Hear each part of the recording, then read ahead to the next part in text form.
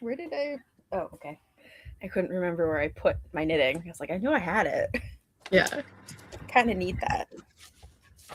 I mean, yes, but also we're just hanging out and talking half the time. So, Yeah. but it's good to have a prop. Yeah. A prop. And I've already dropped things. Okay. It's fine. It's fine. I realized I did not finish the description box. So that's what I'm doing right now. What am I don't know what I'm doing. We seem very coordinated right now. I know. We are seasoned professionals. I just like am trying to figure out because I haven't picked up my knitting in like a month, and I'm like, what am I doing? Yep. Yeah, that is always a danger if you put it down for too long. And then like Yep. it's tangled. Okay. And then do I have a pen? I don't know. All right, I'm getting myself situated. I'm a mess. Okay. Okay. And I was like, do I even have my measuring tape? Hello. I mean, I know we're like live now, and I'm like, I know. Like, what's happening? No. Like I was dropping my yarn everywhere and being like, where did it go? I am unusually well prepared with like the technical knitting setup here. Like I've actually got nice. Yeah. I thought I'd mix it up Someone's by on top of actually it. having something ready. Yeah. Or like last time we did this, I think I was actually early, which I was like, wow. See, you don't know us. Everybody does. yeah. Sometimes we Yeah. Sometimes we know what we're doing. Right. We like to throw one of those in every once in a while just to make sure people are paying attention. Keep you on your toes. Never let them know your next move. Exactly. Do you guys want to chat about what you're going to be working on or how that's going? Yeah. Oops, I already made a mistake. I'll go second because honestly, I have a lot to say about the thing I'm making right now, so it's gonna be a bit. Buckle up. Get ready. Yeah. I can go if Kelly, if you're still getting things sorted out, or if you want to go, you can. It doesn't matter. You can go. Go ahead. Okay. So actually I'm just finishing a row here and then I can actually show what's going on. But I am working on what I was doing last time. Obviously I did not finish this shawl scarf wrap thing in time for my mom's birthday because I was saying like it's in April, we'll see how it goes. Did not go. But that's okay. This is gonna be a Christmas present and it's fine. And I have so much time to make this a Christmas present. So we're pivoting, but it's gonna be okay. I do like how it's turning out though. Like I like the color a lot. And I'm hoping actually I should check when I need to switch to the next like section of the pattern.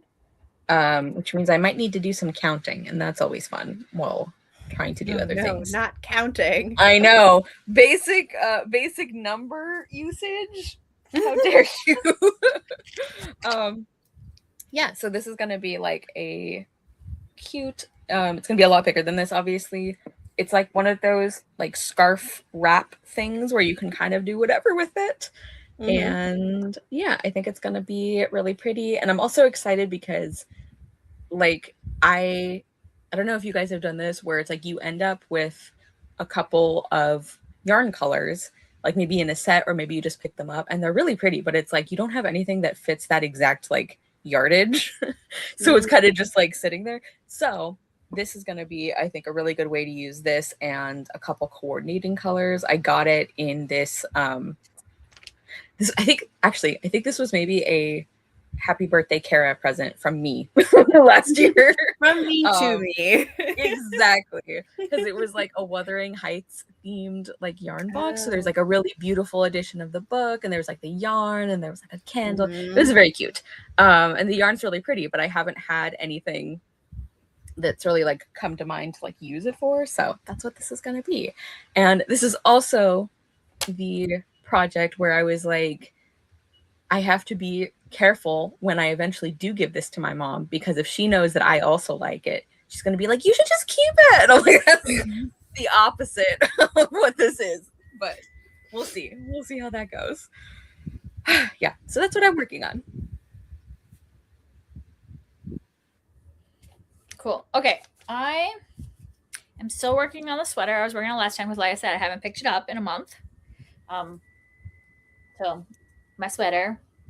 And I am on the sleeves, and I was going to continue the sleeves today, but then I feel like I was supposed to like go 6 inches, and that's when I start my decreasing, but I'm like thinking I might need to try it on. So I don't know. I might switch back to the body because I'm not going to try it on right now. Yeah. So we'll see. But yeah. So sleeves. Is that the one that you were saying when you, like, after the collar, you did like a really intense increase before you start? Do you remember what the increase rate was for that? I can read it. Because I was trying that on a sweater and I was like, I don't know if I'm doing this right. And I did have to use a calculator thing. Yeah, I did too. Because it doesn't trying to get to a certain number. Like hold on. Neckline, ribbing. Okay. So like after the ribbing, it says, switch to your larger needles, knit a single round, and then do like, so on my size, I had to increase 34 stitches evenly spaced out. Okay. So then I had to go to this calculator thing and I had to type out current stitch count, increase by 34. And then it gave me a pattern of like, right. Knit. Okay. Knit front to back, knit front to back, Cool. Yeah. Okay. That's good to know, because I was like trying to do that on actually this one that I'm working on, and because I was like, I remember Kelly talking about this, but I don't know if there's like too much of a difference between like where I started and where I ended. Yeah. Like, this is going to be weird. Anyways, continue. Yeah. I just was wondering if that's what that was. Yeah. So I increased by 34. And that was for like a size medium large, because mine has like a medium large, and then a large. So I guess for those people that are in between sizes, like I often am. Oh, so do they all start with the same number of stitches for the collar, and then you just get different number of increases based on your size? No. Okay. No. So I had like how many I started with cast it on was different. Well, I guess it was the same for a medium, but it was, yeah. Okay. But there was like several of them that were like 90 stitches. And then, I had to increase from there. And then I ended up having to increase around my bust because I measured my upper bust instead of like my actual bust, because my actual bust, then I end up with like giant sides. That's what I do. Yeah, I do like upper bust. Yeah. Because otherwise it ends up being a size that I'm like, this is way too big. Yeah. So now I have to remember what I'm doing. Okay. It's like I bought all this. So I was doing this project, and then I was like, oh, it's almost like spring, summer. I want to make like some short sleeve tops. And so I bought like, because I had like a coupon to my knitting shop. And so I bought the yarn for like 3 different projects. And then like, I was like, well, I should finish this one first. And so now it's like, well, I'm going to be working on this thing that I'm not going to wear till next winter. And I should be working on my short sleeve things probably, but. I think maybe we've even talked about this before. I feel like I am low-key cursed to like be working on something that is not seasonal like every time. So I get that. Like, it just, it'll be done when it's done. And you can and if that's the time to wear it, perfect. If not, there's another season.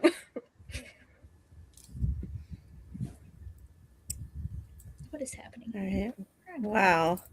Hold on, let me just get to a point where I can like pause so I can introduce my project. Yeah, hit us with the seminar.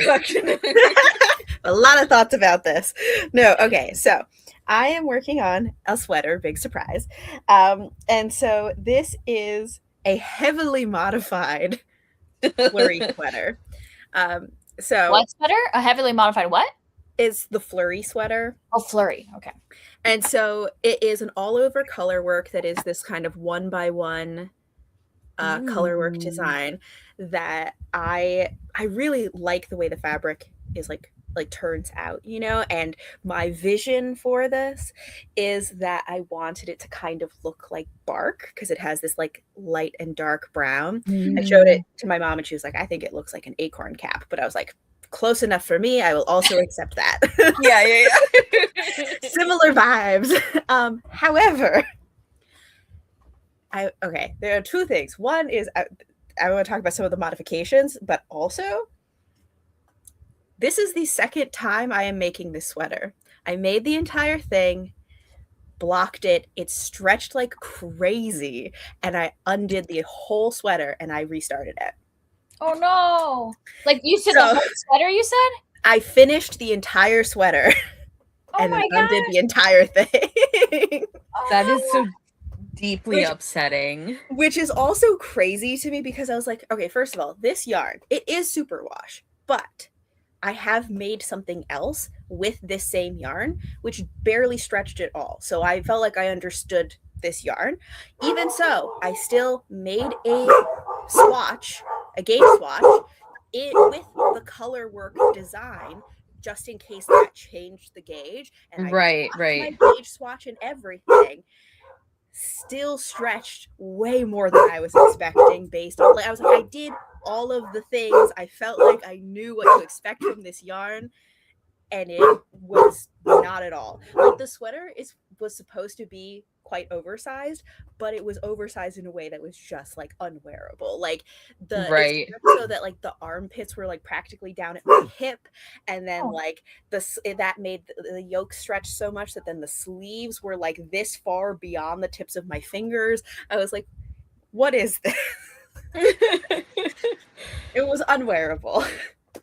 However, from that experience, I do know I like the sweater. I love the way that these colors and the fabric turned out. So I was like, I still really want this sweater. I just want it to be a reasonable amount of oversized.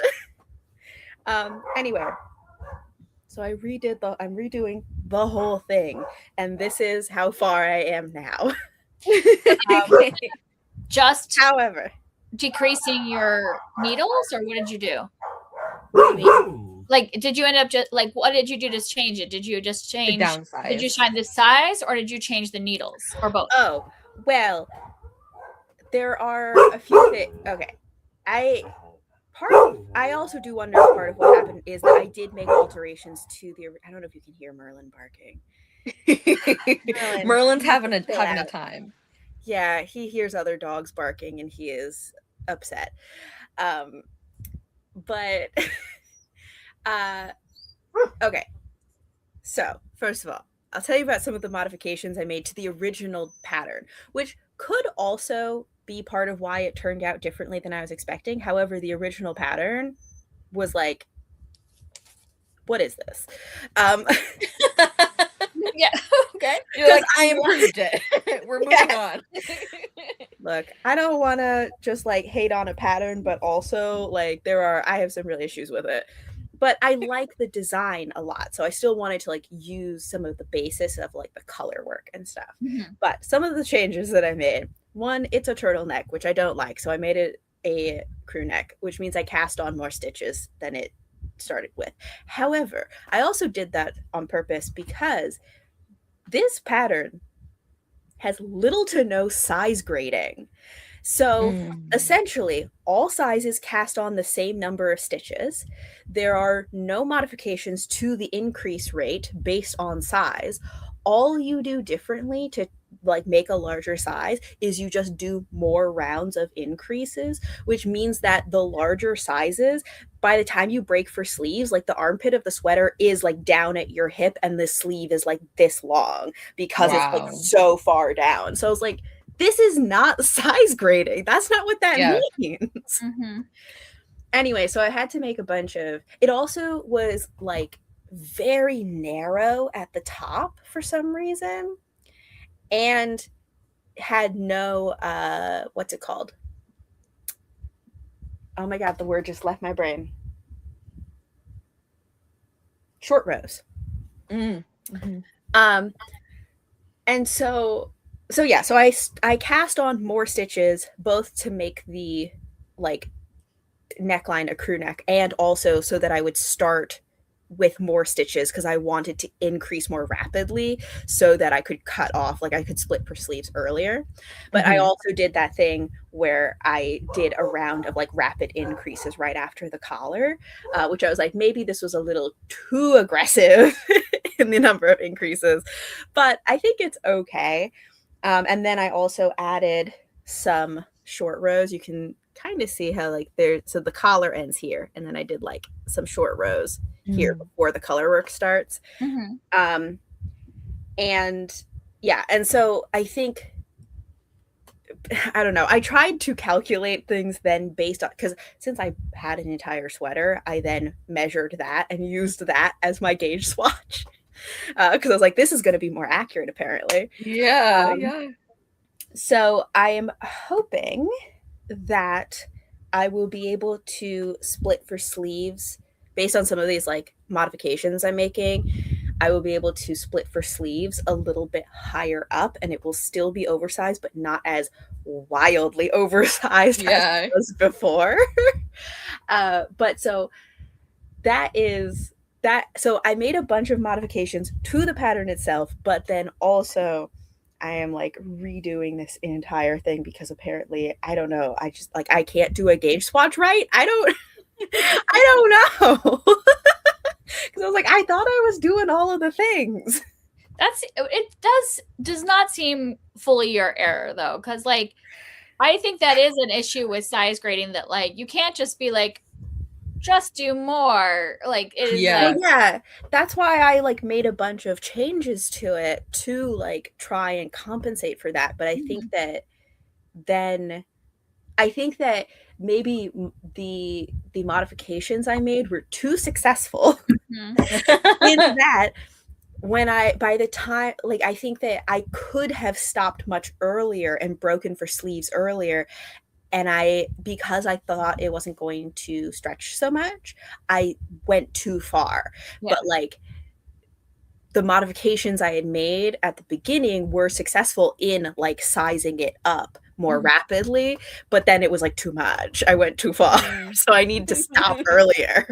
So then you used your old sweater as the gauge swatch. Then did you just change what size you did, or change needle? Like did you do I'm doing the same needle size because I wanted it to have that same like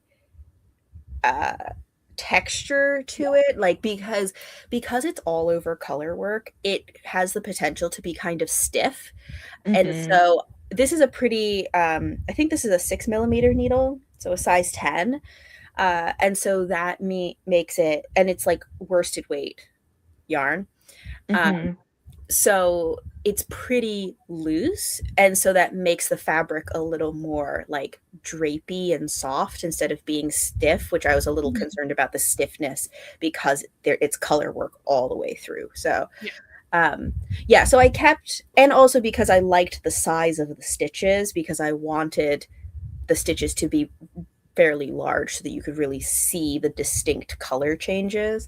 So yeah, I kept the same needle size, but I just made some modifications to like the number of stitches I cast on, how quickly I increased, and then I am going to stop my raglan increases a little earlier. And like also just like based on, kind of calculated it, but then also knowing how much it stretches, eyeballing it a little bit, because before I was assuming a very small amount of stretch based on my previous experience, but now I'm assuming a lot of stretch. So give yourself a lot of extra. So anyways, that's my whole spiel about this sweater, that I am remaking the entire thing. But you know what? I was like, the bright side is that I am getting twice as much knitting time out of one yarn purchase. There you go. Saving money. Look at the bright. Economical crafting. Love Yes. Just completely make a mistake and then restart. Life hack. Life hack. But yeah. So I think it's gonna be nice though if I can actually get it to be a decent size. So Now, so I hear people that do like where they block partial projects. Mhm. Do you ever do that where you block? I did that on this. Oh So I did a partial block right about like towards the end of the yoke to see how it was sitting, and I thought it was gonna be okay. I don't know what I Yeah. was doing. I don't know. And I was like, and also I was like, man, I've made a number of sweaters, and all of them have turned out, other than maybe like the very first one I did, which was more oversized than I was anticipating. But other than that, the sizing has been pretty fine for all of the other ones I've done. I don't know what was going on with this one. Maybe I made too many changes. Annalisa says, excellent way to look at it, Hug. See, Thank like there you you. go. It's about perspective. Yeah. Also, hello, Annalisa. I hope you are doing well. Are you crafting with us today or just hanging out or working on something else? Yeah.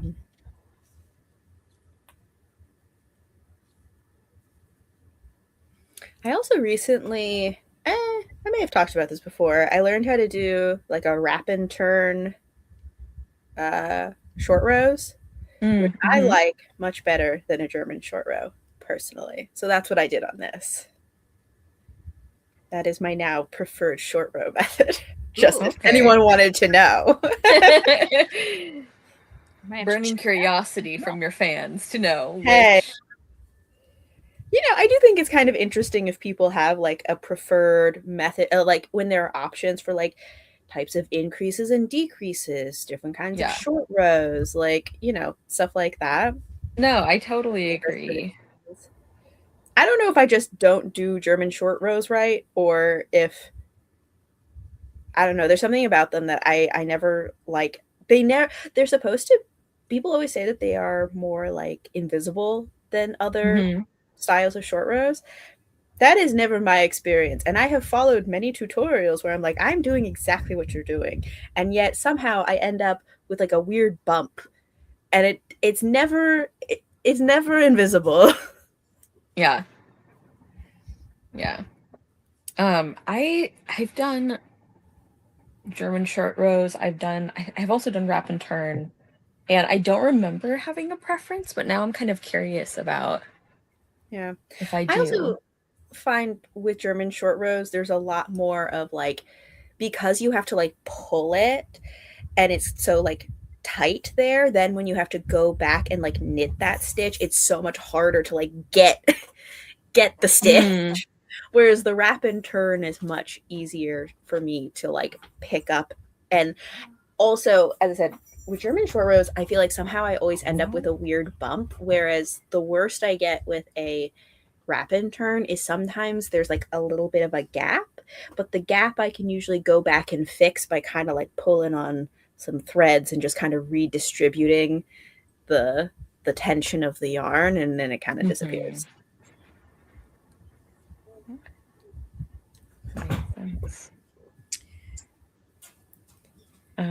Annalisa says, I'm probably going to do some gaming and then work on a disability essay. Cool. Do you mind me asking what game you're playing? I'm very curious.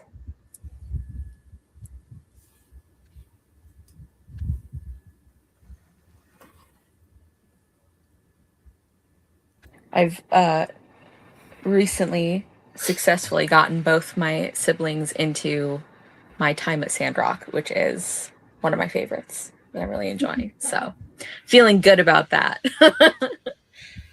What are siblings for if not to like forcibly and lovingly give your interests to them?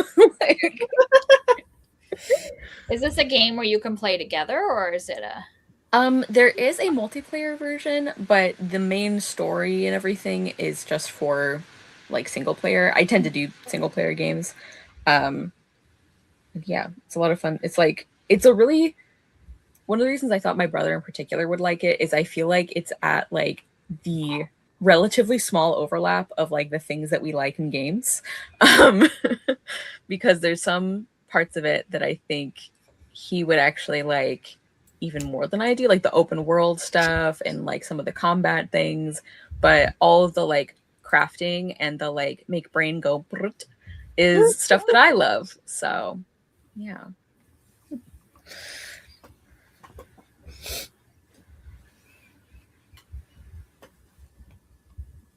And I also love that like the overall sort of like message or story is about like, hey, humanity can't just like go into places and completely like make their ecosystem do whatever they want.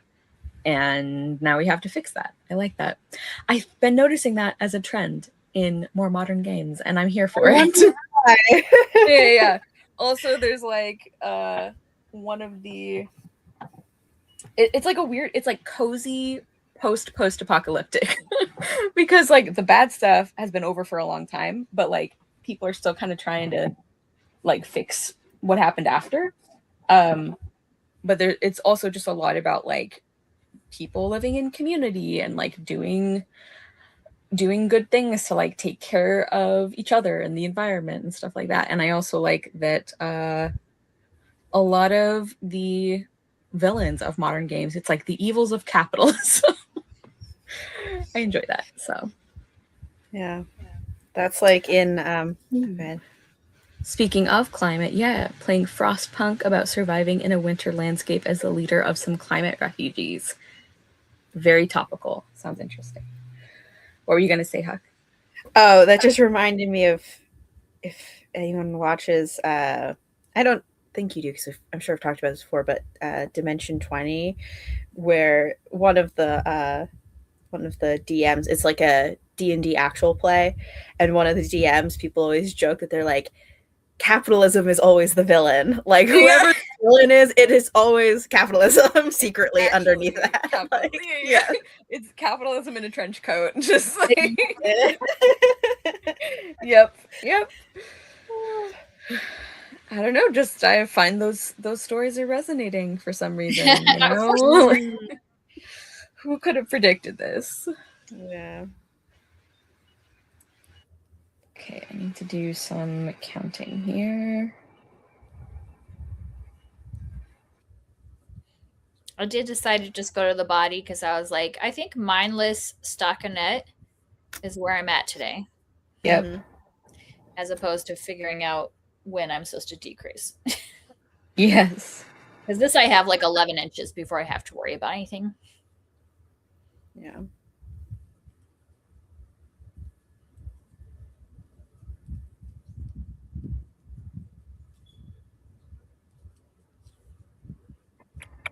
Okay. I have quite a while before I have to worry about going to the next section, so I'm just gonna keep doing what I'm doing. Also, look at me living in the future with my tiny, cute clothespin marking where I am. Wow. Good job, Kara. Did we meet last month, or has it been 2 months? I can't remember. We didn't do May, I don't think. Yeah, I think we skipped last month. Yeah. I think we did.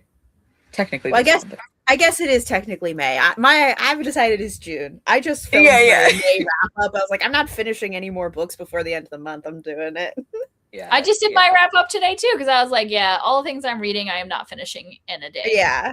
Also, I've gotten into a pretty bad habit of like posting my wrap ups like a month late, and so I was like, no, I still have to post my April wrap up, so I'm gonna do that, and then I'm gonna do my May one. But I was like, it's filmed. I just have to edit it and like get it up in a reasonable time frame. That's the part that gets you. Yep. Yeah, that's exactly where I'm at. I had filmed my April one like a week and a half ago, and I never posted it. So now I'm like, I just filmed my May, and I'm like, oh, maybe I need to actually like edit and post my April one. It's like Go ahead. Sorry. I was just saying, I just realized because I was looking at like in my notes where I like keep track of my posting schedule, and I was like, I don't think I posted anything in May. I think I just shut down for May. I was Yeah, just like, I'm done. your your body and mind are just like sabbatical. Don't talk to Yeah. me. I mean, technically, I did do like a channel buddy read on Discord, so I was doing that. But like in terms of like content stuff, nothing. Yep. Yeah. Yeah. I feel like it is very unfair for video things to be multi-step because it's like Yeah. you'll feel like so good. It's like, wow, I like filmed so much. I'm so caught up. This is great. And then you're like, what do you mean I have to edit and post and like have to like Yeah. the good feeling is a lie. Oh my gosh. You know, I do like I don't know. I'll be right back. Okay. Editing always just takes so long. And sometimes I wonder about that. I'm like, I find like filming sometimes, especially for like long videos, like a wrap up where I've read a lot of books. I'm like, this is exhausting. And then Yeah. editing also exhausting. And then I'm like, what part of this do I enjoy? And I was like, it's the talking to people part. It's the like, yes. you know, the actual like comments and stuff like that. But the making the stuff, I'm just like, geez, this is a lot. Although I also think part of what's exhausting about editing is that it's editing myself, because I have done things where I've edited videos for other people, not for booktube stuff, but like at work, where it was like somebody else doing something, and I was like, that's totally fine. Trying to edit myself and my own thoughts and be like, is this how I want to say that? Like, that's exhausting. Yep. I think there's something to that for sure.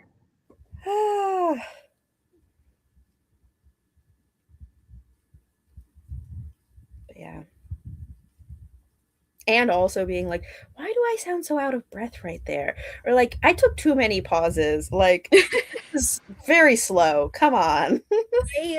I like never understand why I film as if I'm like preparing for an Olympic swim. Like, why do I breathe that off? Like, why do I hold my breath like that? Like, I don't. Honestly, I think I just don't breathe right. Like, I think that there is something like wrong with the way that I breathe, and when I am filming and I'm talking for a long period of time, it becomes very apparent, and I'm just like, I feel like I cannot breathe.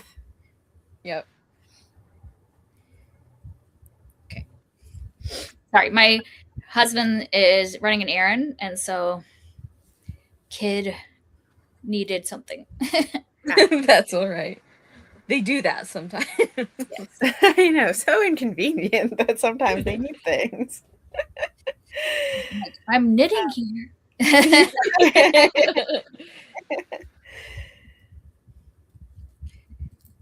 Oh my gosh. Maybe I'm not the best at like joining threads, but I hate it when you come back to that spot, the next row, and I'm like, everything is loose and I don't like it. You know. Yeah. I do feel like it gets easier to tighten it once you get a couple rows past it. Like, you don't have to, I don't know. I guess just because you're not knitting on the actual row that is loose. Yeah. It feels like once you get a couple rows past that, it's like it stays tightened mostly. Yeah. At least I think so. Feels like it. Yeah, I think once I'm a few, it's just like that was like the next row, and I'm like, everything's more trying to move. I know. Sloppy. No, I'm losing my balls. Okay. Because I didn't actually cut off my sleeve ball. I'm just like hiding it underneath. Yeah. I'm just trying not to have more ends to like. Yep. Even.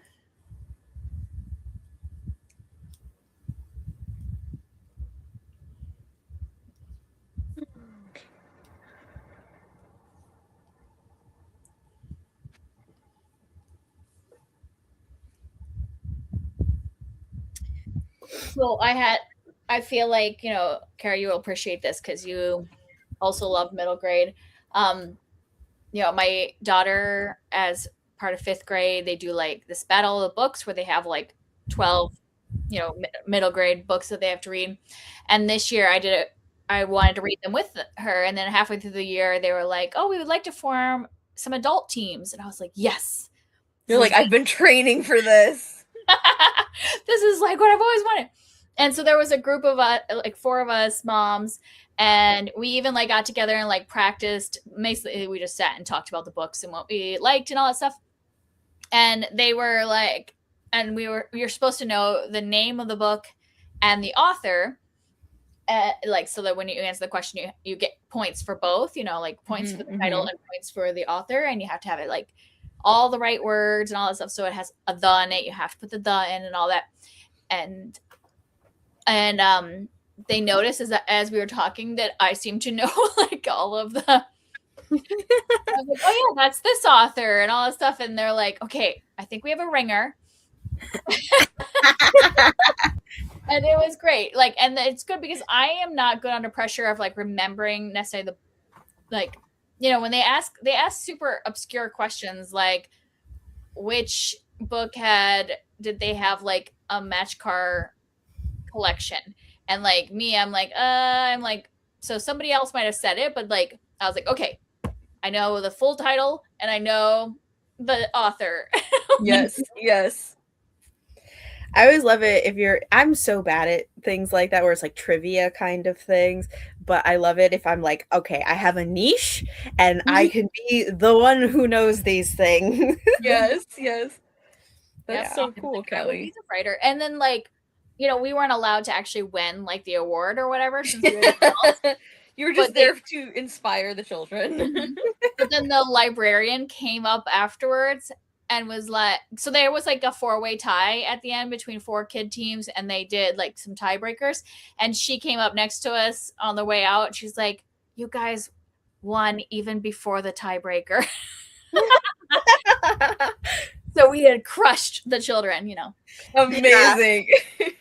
That's what's important. I'm like, yes, we didn't win an award, but we, all the kids are like, you'll never remember things. You're old and can't remember things. And I'm like, oh my gosh.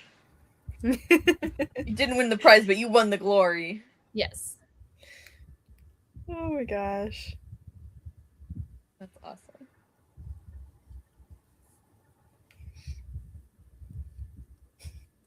Oh, I guess I was going to say before my kiddo came and interrupted, I was talking about the reason I asked if we had met last month was because I don't remember if I had talked to you guys that I had finished the second book in the Little Thieves series. Oh, I don't know if we talked about that. Yeah. So I finished that. I still haven't read that one. I know. So I won't give any details, but yeah.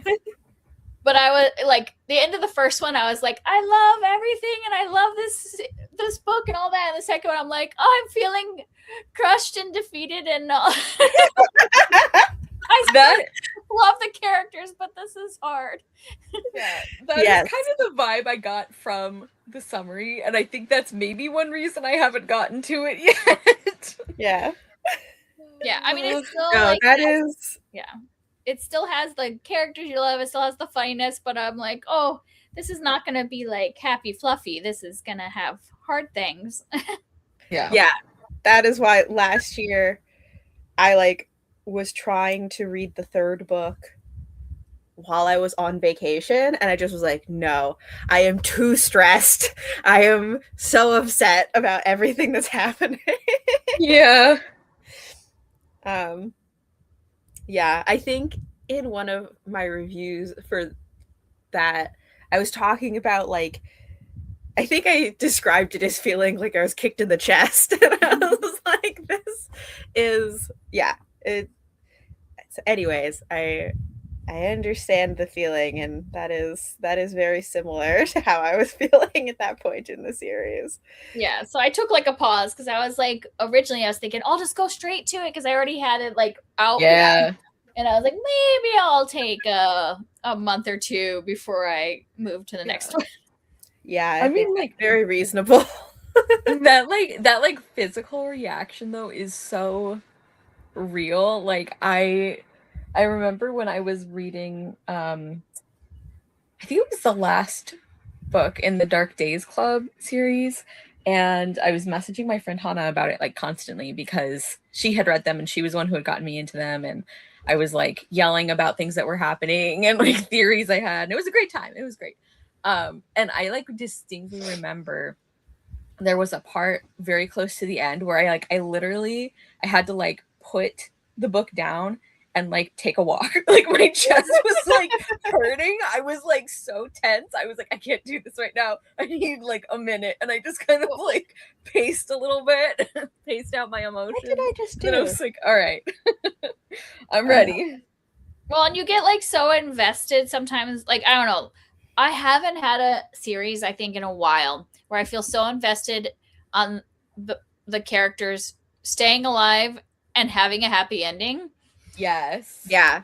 And Yeah. I am like so invested that I'm like, anytime they like slide back towards like, you know, whatever, I'm just like, no, like, Yeah. Yeah. that's what.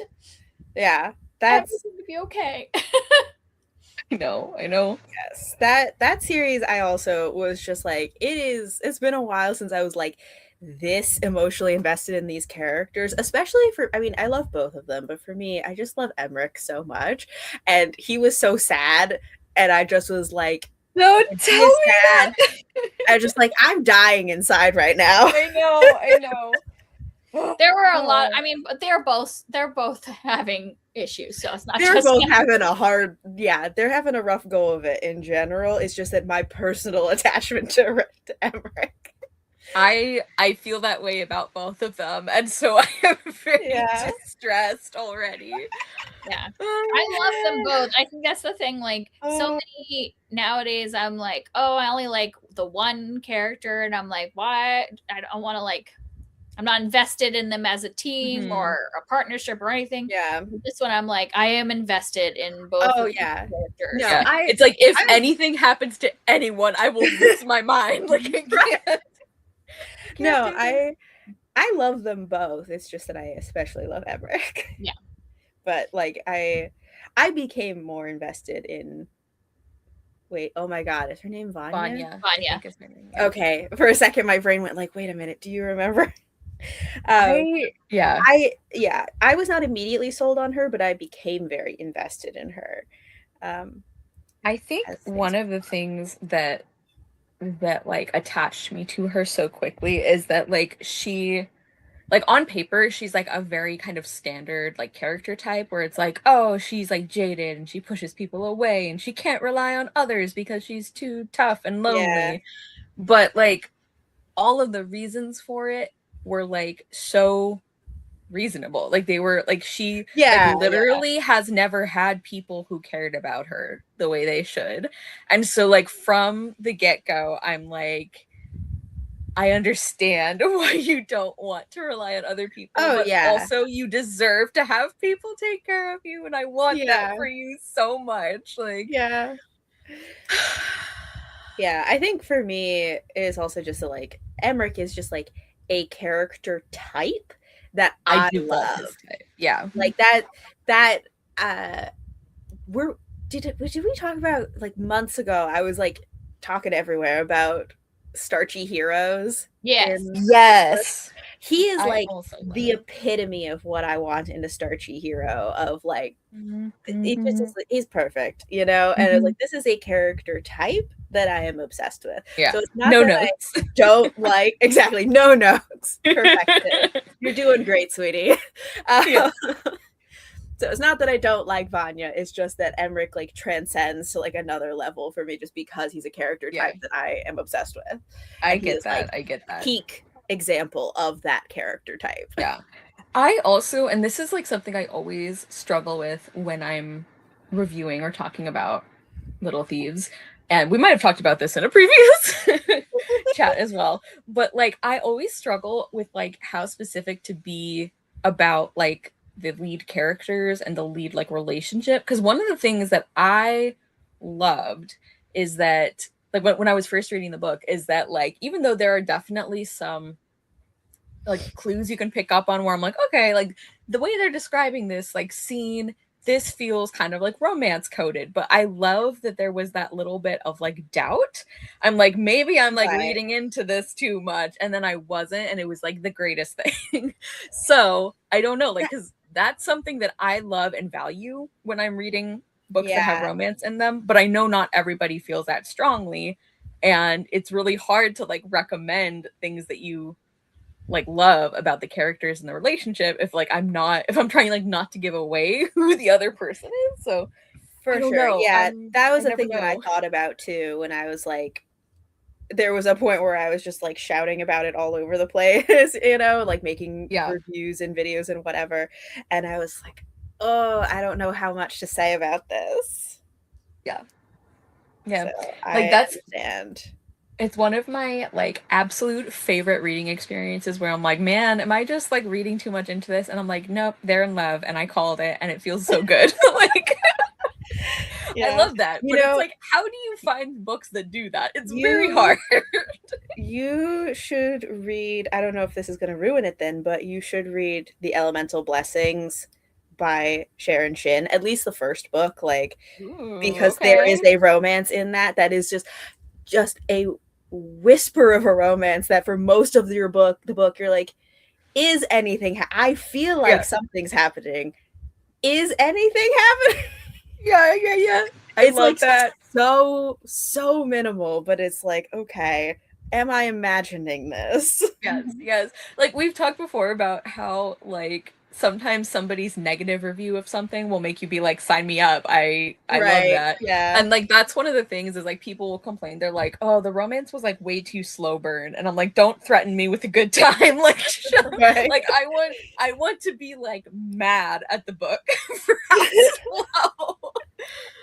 In Yeah. the most positive way. So Yeah. I have noted that, Huck. I will check that out. Like it was already on my list of things I want to get to, but I will Yeah. prioritize it further.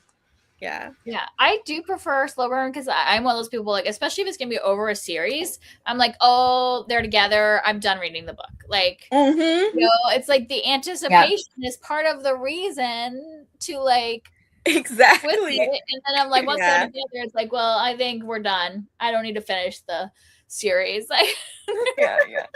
It's like if they're Yeah. already like together and they've like admitted their feelings and everything, I'm like, I'm bored now. Why Yeah. am I here? Yeah. Yeah. Well, Could you guys have like found happiness a little slower? That would have been great Yeah. for me. Thank you. yeah. take your time. Yeah. In Elemental Blessings, each book follows a different couple. Mm-hmm. So it's like it's slow burn within one book. It's not like Yeah. super slow burn. Yeah. But you do get a different romance in each book. I tend to do well with like companion series like that, so Yeah. I am Yeah. intrigued. I had some ups and downs with some of the romances. Like some of them I loved, and some of them I was like, eh. I remember But- that from your reviews. Yeah. yeah. But I like her writing and her world a lot. So like I just found them very fun to read. Even the ones that I was like, about the romance, you know. Right. Still worth it. Yeah. This is why I like. Oh, sorry. This is why I like fantasy with romance, not romantasy, because I'm like, if they're Exactly. like having sex in like chapter 5, I'm like, what are we gonna do the rest of the book? Like, Where is there to go? Like, yeah. I agree.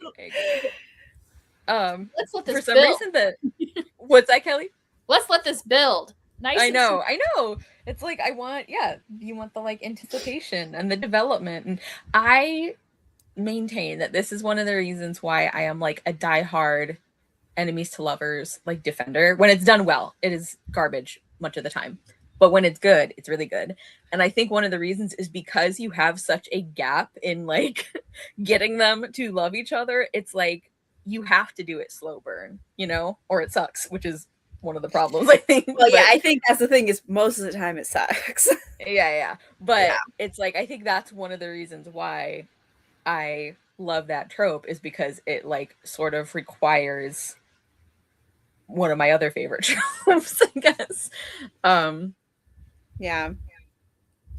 I feel like See, I'm not a big enemies to lovers person. Although Yeah. I did recently read an enemy, or it's a rivals to lovers, it's not enemies, that I did actually enjoy. But I am always a friends to lovers person, but again, it has to be done well. But to me, it does a similar thing where like the like crux of the scenario is that they are friends and they do not want to jeopardize the friendship, and they Mhm. don't know how the other person feels, and so it forces a slow burn because they are like, well, I don't want to like jeopardize our relationship as it is for the Yeah. possibility of something else. I am becoming more open to friends to lovers because I have read some that I really loved and that I think were really well done. And one reason is that it's like the perfect setup for one of my other specific favorite things, which is like I call it like the matchmaker trope. I don't know if there's actually a word for it, but it's like when one character is like helping the other one with their, I guess, love life, or sometimes it's like to get the attention of a Oh, they're specific like, oh, person. I'll help you find someone. And Exactly. And they then they fall in catch love. feelings. And Yeah. I love that. And that is the sort of thing that is like perfect for a friends to lovers setup because like Mhm. that's where it starts, and that makes sense that it would develop that way. And like you said, that they wouldn't want to act on that right away. Yeah. I think also a lot of times to me, some of the not always, but some of the friends to lovers that work the best is also if it's like friends who haven't seen each other in a long time. And so because I do get the frustration that people have where if it's in a scenario where it's like they're friends and he never thought about her as a love interest until he sees her with someone else, and then he only likes her because of jealousy. I was like, yeah, that sucks. But yeah, I don't like that either. But like there are other ways to do friends to lovers, and one of the ones that bypasses that is like they haven't seen each other in years. They've both changed a lot. In a lot of cases, it's like they knew each other when they were younger and they've kind of grown up, and they're like, oh, that's different. Yeah. I feel different about you now. Yeah. Right. But having that kind of gap and then seeing somebody, even if it's like not that they've grown up, but like seeing someone after a long period of time and being like, oh wow, my feelings have changed because we've had this time apart, that seems more reasonable to me. Like, yeah, I don't know. I think there are certainly ways to do friends to lovers that works better than the like, oh, he only wants her because of jealousy. Yeah. I don't like that. Yeah. And I also don't like the version or like the reasoning where it's like, well, if two people have like romantically compatible preferences or sexuality, like of course they're going to be in love. Like you can't just be friends, like kind of thing. I don't like that dynamic or reasoning at all. But yeah, there's a lot of ways to get around that. There's like, I find it interesting with some romances where it's like, I don't know how I would categorize, like it's not enemies to lovers, it's not friends to lovers, and I know there's like other options, but I don't know like what to call it. Like I'm thinking of like the Blackthorn and Grimm series, right, which I still need to read that third book, and I love it, but I don't know what it is.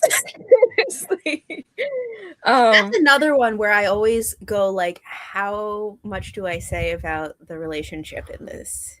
Yeah, because that's another one where it's like the kind of discovery or unfolding of it is like part of the fun. But I would probably consider that a friends to lovers. Yeah, I guess it's like reluctant allies to friends to lovers. Like, yeah, but they go through the friend stage. Yeah, they do for sure. Yeah, although honestly, they are something else. They are something that is more than friends, but not quite lovers yet. There's like an in-between thing. It's like bonded by. It's like a trauma bond. It's like trauma bonded to lovers. What author is this? Juliet Juliet Marillier. Marillier. Yeah. The Blackthorn and Grimm series has so far been my favorite from her, so I am very biased in its favor. I'm like determined to get my mom to read the first book because I think she would love it. And I think I am finally getting her to admit that she doesn't hate everything that has to do with fantasy. it's like if you give it a chance, you will love it. So it's been a long fight. It really has. It really yeah. Yeah. There is this other like trope that is not exactly friends to lovers that I am like, I don't know if there's a name for this, but I've read a couple this year. I have been reading so much contemporary romance. Mhm. Crazy. Anyways, but I've come across this multiple times and I always like it, which is like they knew each other usually in high school, but like when they were younger, they liked, or at least one of them liked the other, or they like had a crushes on each other, but never said anything. And like they weren't friends. They Mhm. just knew each other and liked each other. And then they don't see each other for years, reconnect as adults, and then they have a romance. And then there's always that moment of like, I had a crush on you in high school. And they're like, I had a crush on you in high school. Why didn't you say that? Right. Yeah. And like there is something about that I love every time. That's interesting. And I don't know what that is. Yeah, I guess I usually that feels like a pre-existing like relationship or like a second chance romance to me a Right. little It's bit. like almost So I second don't chance, but it's like, usually they were never together. Yeah. That is so interesting. I do love like I feel like this is sort of similar energy. I love like when the couple is like finally admitting what we've known, that they like each other. And I do like when one of them will be like, oh yeah, like I wanted to kiss you since like this time, and they're like, what do you mean? Like why would you not like say so? So that's sort of similar. I do like that a lot. So Yeah. like, you mean we could have been in love this whole time? And they're like, sorry, we could have been in love this whole time. Oops. I don't know why that's funny. I know. Yeah. So speaking of contemporary romance, have either of you read Kennedy Ryan? Mm-mm. No, I don't think so. Because I've been wanting to read her, and I ended up at a bookstore today. I just ended up there, It just happens. I was pulled and in against my will. Well, I was buying like teacher gifts, and I decided to get this one a gift card to the bookstore. And I was like, well, while I'm here, I'm just gonna look at some books. Yeah. And I ended up getting a Kennedy Ryan, and I've heard of her. I've for a heard the long name, time. yeah. But I think her most popular series has like a married couple that are like doing kind of like a second chance. I don't remember if they were divorced or if they're having trouble. I was like, and that didn't interest me at this stage in my life. So I hadn't picked up Kennedy Ryan, and then I saw this one. And it's like her brand new one, and it seemed like almost a second chance. Like I think they knew each other a long time ago. Yeah, but it is also the second in a series, which I didn't know when I bought it. But I'm like thinking that maybe I can just go into it. I don't know. Yeah, like usually I feel like with romance, you usually kind of assume you can, unless it's like they make a point of like part 2 of the like this family story or something. Yeah. Also, a lot of times, with like genre romance, like there's not a lot of spoiler. Like who's the couple, who's gonna end up with who. It's just kind of how do they get there. So it's like you don't have to worry too much. But yeah, usually they are kind of like you can kind of read them in whatever order. Yeah. I'm really curious to hear what you think, Kelly, because I have also heard just like good things about Kennedy Ryan, but I've never read any of them. Yeah. I personally don't love a second chance romance, but I don't know if you have feelings about that or not. Although I did read one this year that I liked. Is Persuasion by Jane Austen, which is the best second chance romance that ever exists. That's top tier. Yeah. And Elisa says, I love the one Kennedy Ryan I read. It was about a woman with autistic kids falling in love. That's cute. It's really cool. See if it's because if they were dating or just I mean, it said that the first line is you never forget your first love. So I'm assuming that they did date then, like in college. Yeah. And now it's been like a decade later. I think that one of the things to me about second chance romance is somewhat similar to like how I feel about like enemies to lovers, is that so with second chance romance, it really depends on like how and why they broke up and how and why they get back together. Like, because there are some things where I'm like, to me, we can't come back from this. I'm out, you know? Yeah.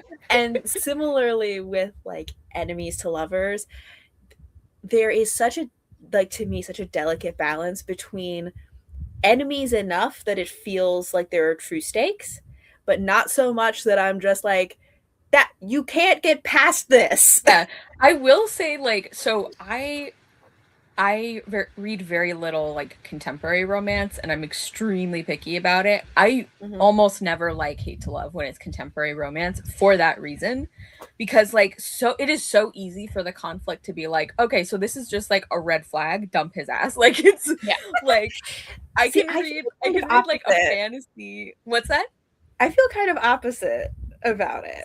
I don't like anything. I don't like any conflict in a romance that feels like something I would tell like my friend or my sister or like my brother to be like, do not go out with this person. You know, like they even like comment on the main character like wearing a certain outfit, and like I don't like that kind of thing, and I'm like, you're dead to me. Whereas like I can read like a fantasy book where it's like, oh, you maybe like killed somebody, we can work on that. Well, and then it's like a rival kingdom, so it makes sense you don't like each other. Right. There's like all this. Okay. Okay. Here's the thing. Looks like you guys are messed up. Here's the thing. Like, okay, a lot of times to me in fantasy that has enemies to lovers, that is where I often find situations where I'm like, this is too extreme. They are like, because a lot of times, especially in more recent books, I feel like it is not just like, oh, well, we come from rival kingdoms. It's like, well, he literally murdered your mom. So, no. I'm not sure how we're coming back from that. Like, that's the kind of thing. Yeah. Whereas, like, in contemporary romances, like, I get what you're saying. I haven't read a lot that do stuff like that, but I am much more picky about contemporary romance because it's more real world, and I'm much more like, not okay. Yeah. But I think that, like, that's one of the reasons why, even though I'm not a sports person, but like sports romances does enemies to lovers so well, because if they're on rival teams, it is that perfect balance of like, there is enough stakes that you understand why they are rivals, but it is not because they like killed their whole kingdom. It is like, we're on like rival teams or something. So then it's like, this is not insurmountable. Right. I think like with the fantasy one, it's like, I agree that there are definitely a lot of examples where it's like, all right, no, I don't think you can like character development your way out of this one. Right. But and also because it's so often like, well, he killed my entire village, but he's really hot, you know? And it's like, I hate that. Like, right. Or like 5 minutes after meeting him and she's like, infuriating. Wow, his muscles. And I'm just like, infuriating. I hate that too. I think like the thing with fantasy conflict like that for me is that there's a lot more room to have like a setup that makes sense for like having a pretty severe difference in like how they view the other person, that then you have a lot of time in the book to like develop, you know? Whereas like sometimes it's like I'll be reading a contemporary romance, and like if it's almost always the guy, if he even like does something like, especially like workplace hate to love, I hate, because it's like if he does anything that like sabotages this woman's career, or even if it's like on a lower level, like, oh well, he gave her a bad like review like to their boss or something like that, I'm like, you're out. Like, you like I just can't get past that kind of like pettiness and maliciousness, and I don't know. This also might be like a, because like our generation and like the workplace and everything, it could also be is like in this economy you're risking getting this woman fired. Yeah. Like I just I Yeah. risk your jobs at this time. I also will say that enemies to lovers, or like rivals to lovers, is one of the few times that like my preferred version of it is miscommunication. Like, I don't always love a miscommunication trope. That can be really frustrating, but actually one of my ideal versions of like a rivals to lovers is that, or like enemies to lovers, is that it's not because the person actually did anything wrong. It's because of a Right. miscommunication or like assumptions that they're making for different reasons. And then they can clear that up and then be like, oh, wow, I actually like you. Like, because Yeah. it kind of takes away that like element of like, wow, you actually suck though. You know? Yeah. It's more like, oh, the whole thing keeping us apart was that like I made a bunch of assumptions based on like a few interactions, and then like, which also overlaps sometimes with like a starchy hero, because sometimes the whole part of it is like the misperception of them is like they're bad at standoffish. social. Like Exactly. Yes. Yeah. So it's like one of the few times that I'm just like, miscommunication trope is okay. Yeah, well, it's like I really I still think of like the Unhoneymooners as like a prime example of not only a like third act breakup that I thought was like justified, and I'm like, you should break up with this person until you like figure this out. Like that's not just something you like wait to see what happens. But Mhm. also like that was an example of a sort of miscommunication or like misinterpreting of like the other person and what they were saying. And I still Mhm. remember how like one of the initial I guess like red flags for like the female lead is like the guy says something to her when they're picking up food or something, and I forget what he said, but the way he said it sounded like he was like commenting on this woman's like weight and that she's like eating too much or something like that, and Mhm. he didn't mean it like that. I forget how it happened, but like she was immediately like, okay, I don't like this guy, and I'm like, I'm with you. Like that is like the kind of ordinary like snap judgment that like I think is reasonable for people to make, you know? So Right. yeah, it's there are like miscommunication or like misunderstandings that I think can serve a romantic, like a hate to love thing in a contemporary. So Yeah. I get that. I'm picky about it, but it does happen. Okay. I think with like second chance, like I have a hard time with second chance romance if it's like something like, oh, we have a legitimate reason why we broke up, and like, oh, we're gonna do it again even though I don't even know if that's changed. I have a problem with that. But I think like if it's something like, oh, we dated in college and then we got jobs on opposite sides of the country, so Yeah. we made a choice to choose career over love. Like that, to me, that's like something, oh, you ended up in the same place again, you know. That was not an insurmountable thing. That was a Right. decision you made for your future. And Sure. Yeah, Yeah. I get that. Right. Yeah. I don't like second chance romance where it's like, okay, you did a really good job of convincing me these people should have broken up and not a good enough job of convincing me they should get back together. Yeah. But I also just like don't seek out second chance romance because like we were talking about earlier, I feel like the fun build up part is already over.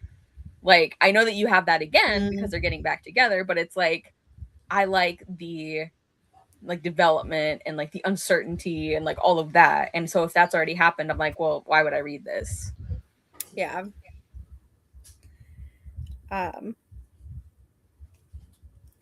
Yeah, I also do wonder like how much does it impact how, so like I don't particularly like enemies to lovers, and I'm like, how much does it impact the fact that me as a person, like if I truly like dislike somebody, I'm like, this isn't changing. Like I dislike you for good reasons, and like you're not gonna win me over because you're attractive and like charismatic. Like I have for real reasons why I don't like you.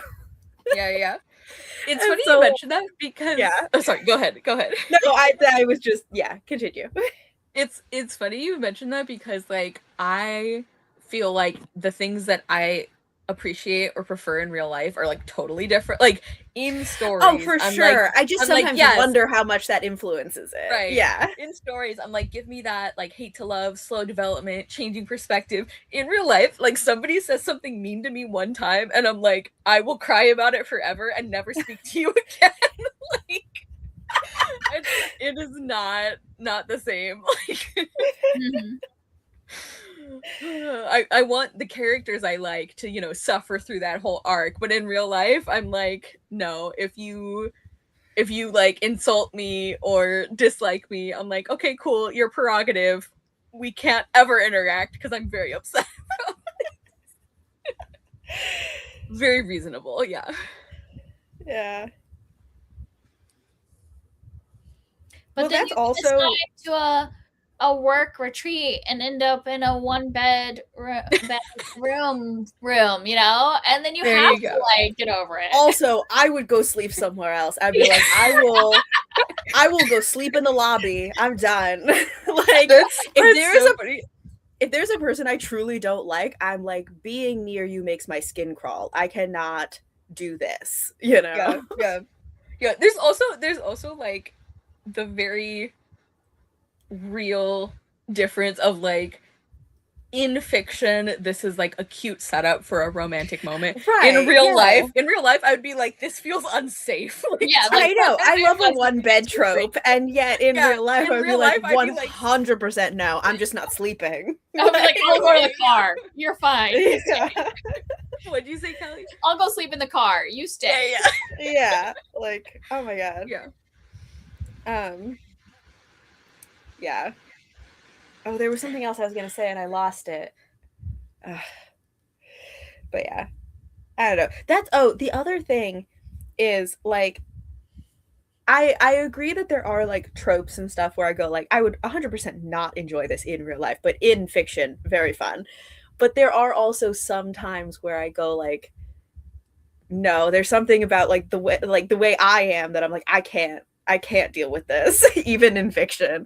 And like one of the problems that I always have with, I feel like, the way some romances are written is when they like meet and for no reason like the guy is rude to her and then she is like sassy back and they're like, ooh, sexual tension because they're just and I was like, if I was in this scenario and out of nowhere this guy was like really mean and rude to me, I would just be like, weird, not talking to you again. Like that would be the whole thing. Especially if he acted turned on by it when you were like, hey, stop. Yeah, I would just be like, well, that was weird. So we're gonna stop this conversation. Yeah. Like, you know, the Undertaking of Heart and Mercy that like was really big and a lot of people loved it and I do not like it at all. Like that is like a prime example where it's like, yeah, the two of them, and I think there is maybe some history between them, but like mostly I think it's just they made up their minds that they didn't like this other person and they kept like proceeding with the relationship as if this was like reasonable. Like and one of the things that I hated about it is that like, because it's dual point of view, and so like we're in this man's head and he just like can't stand this woman, like he doesn't like her opinions, he doesn't like the way she's talking and blah, blah, blah, but she's like really freaking sexy in those tight jeans, and I'm like, so you are turned on by her if she does not speak, like if she does not I'm like, oh god, the biggest red flag, like kick this man out, like this is just, and it was so weird because I'm like, is this supposed to be like you said, like sexual tension or like chemistry? I'm like, because I'm just like, what an asshole, like this is like, well, that's the thing. I think so often people are like, oh, the banter, and I'm like, that's not banter, that's just him being an asshole. And then for some reason she keeps talking to him. Like that was my problem with The Knight and the Moth. Like the first time they interact, that he's just like really weird and rude to her, and it's supposed to be like banter, sexual tension, blah blah. And I was like, I would have just been like, all right, you need to deal with whatever that is. I'm done with this. Peace out. Like I hope you handle this by yourself. And have a nice life. Like, I won't be here for it. Like, Exactly. Oh my god. I don't know. So sometimes there are lots of things where I'm like, oh, I can, separate myself from this. And like we've talked before also about how in romances there is the separation between like I don't have to be attracted to this person, but I have to be able to understand how a person could be attracted to this person. Right. And sometimes there are people who I'm like, I can't even imagine that. So Yay. no, thank you. Yes. Yep. Yeah. Yeah.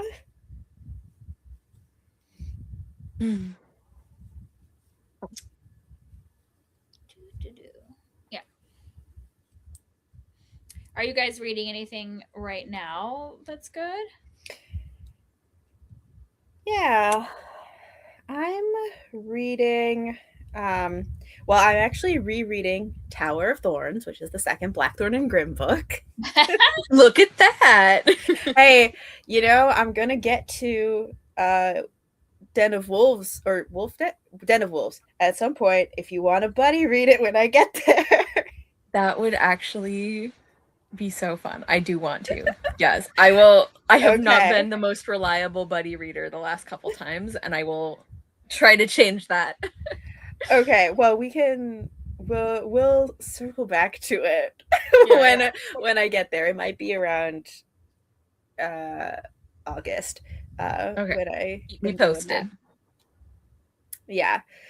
But the upside of that is that I know at least I will like the book and you will probably like the book. Yeah. So, unlike many other I know. We've had very bad track record with buddy reads. I know. It was like the Raven Cycle was a hit, and after that, it was just like no. Miss after miss. There was maybe like one exception. Yeah, there was something else I think that was good. But yeah, we have not had good luck with liking our buddy reads. So I think the secret is we should read a book that is a reread. Because that's when we buddy read the Raven Cycle, I was rereading it, and you were, yeah. For the first time. And so that's what we'll do with Den of Wolves and be like, this is the secret sauce. That is apparently the combination that works. Is that I have to read it first and be like, this is a good book. I won't DNF it for sure, and I think you will also like it. That's right. I forgot that's like of the two of us, I will DNF things, even if we're buddy reading. The number of times, Kelly, that like we've checked in about like buddy reading, and Huck starts out like, so I quit reading this book. Hey, life is too short, so good for you, Huck. Oh, that is my buddy reading red flag. Is like I will DNF a buddy reading book. No, it's fine. I understand. But yeah, oh my god, was our last buddy read Daggerspell? Was it? If so, what a horrible note to end on. Oh my god. Oh man. Oh my god, that book was so horrible. I still I look at reviews for that one sometimes and I'm like, it baffles me. I just don't understand. I don't get it. I really Oh my god. We might have complained about this in a previous craft sprint, actually. I don't remember for sure. Kelly, we don't recommend it. Yeah. Wait, do not recommend. What's it called? And I will avoid it. Daggerspell by Catherine Kerr. Okay. Yeah. But speaking of daggers and buddy reads, Kara, are you gonna read the second Swordheart book? I don't know. I still don't know. Oh. I actually just put on hold I messed something up. Swordheart, because I was thinking of listening to it. Because the second book is coming out. I know you didn't like it though. Yeah. But me and Kelly are certified Swordheart haters. Well, yeah. And it probably did not help that it was a traveling book. Yeah. Which neither is it? Yeah. I don't like that either. That's the same thing that happened to me with the I'm still reading the Paladin series, and the second book's a traveling book, and it seemed like a lot of people love that book, and I was like, oh my gosh, they just keep packing up and then setting up camp again, like again and again and again. Like, can we stop? Yeah. Like being in a caravan. So I think that was part of it. But do you know what I just think? I think this is actually because you know how those are all in the same world, you know, White Mhm. Rat. I had never read the description for Daggerbound, but it talks about learned Edmund. Isn't that from Clockwork Boys? Yeah. That's what I heard. I haven't read these, but that's what I heard. Well, I'm feeling much better about it knowing it's Edmund and not the same character. So I think I'm gonna read I it. do like Edmund. Um, I think also one of the reasons that you and I like disliked Sword Heart so much is because we had relatively recently buddy read the oh, you just used the name Clockwork Boys. Yeah. We had just read that, and that was like a little similar but not exactly, because it was like traveling and like some of the, and it was so much better. Yeah. So I think it also, I think Sword Heart really suffered by comparison, but also separately from that, I just don't think it was very good. No, and I think it was I do remember liking the characters because I feel like she was one of T. Kingfisher's worst female characters. Like I feel like she was just not a strong female character. And so many of our others are like really accomplished, like Yeah. ladies with a career, like know what they want, like, you know. Yeah. And she kind of just felt like damsel in distress, kind of. The thing that I remember annoying me about her is that she felt like a parody of things that I like in T. Kingfisher's heroines. Like she was like so quirky and like so I don't know, like I I love how practical the like women in her books always are, and it's like she was like the silliest version of that, if that makes sense, which it doesn't. Um yeah, I don't know. It's like the kind of thing I could see where like if this were somebody's first T. Kingfisher, they might be like, wow, this is so like fun and clever and different, because it is like different from a lot of Yeah.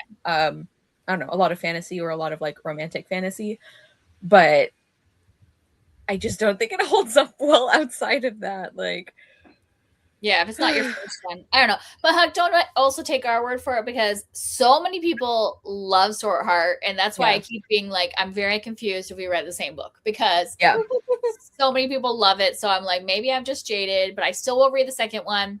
And it's been long enough since we read Sword Heart that won't cloud, and especially if it's going to be Learn Edmund, because then I can just pretend it's a sequel to Clockwork Boys. That's right. Yeah. Just cut out the other book altogether. Just Sword Heart what? And maybe there will be more Knowles because that I had read the third Paladin book, and that is now my favorite because it has like a Knoll main character, basically. Like one I of do the love me some Knowles. great. You should read number 3 of the Paladin because it actually like not like it's not like the main couple, obviously, because those are humans, but like third most, important character is a Knoll. Good to know. Do we want to take our customary That's what I read was slash just sprint thinking. break? Yeah. How long do you guys want to do? Do you want to do like half an hour? Because for me, it's like 3:30. We could go to 4. That sounds good. Like go to the hour. Go to the hour, yeah. So that's maybe Oh. closer to like 20 minutes, but Right. Okay. That sounds good. We are gonna do some silent sprints for about 20 minutes and we will come back. all right. See you guys then.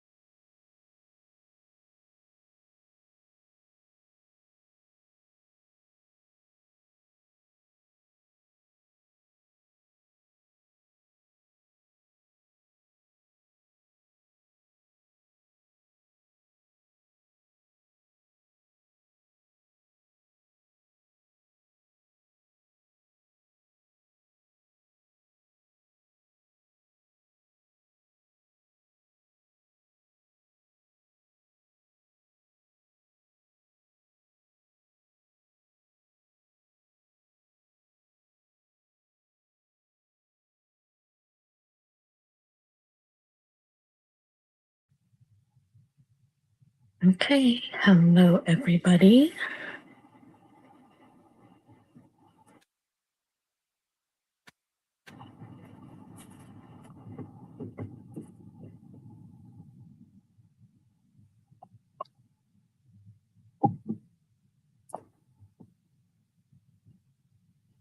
Okay. Sorry. Hello. No, you're fine. Like I got it like just under the wire where technically I wasn't late because it was still 1 o'clock and not 1:01. So Mhm. you're good. You're good. I was working on, I'm doing a quilt that I had made the top last summer.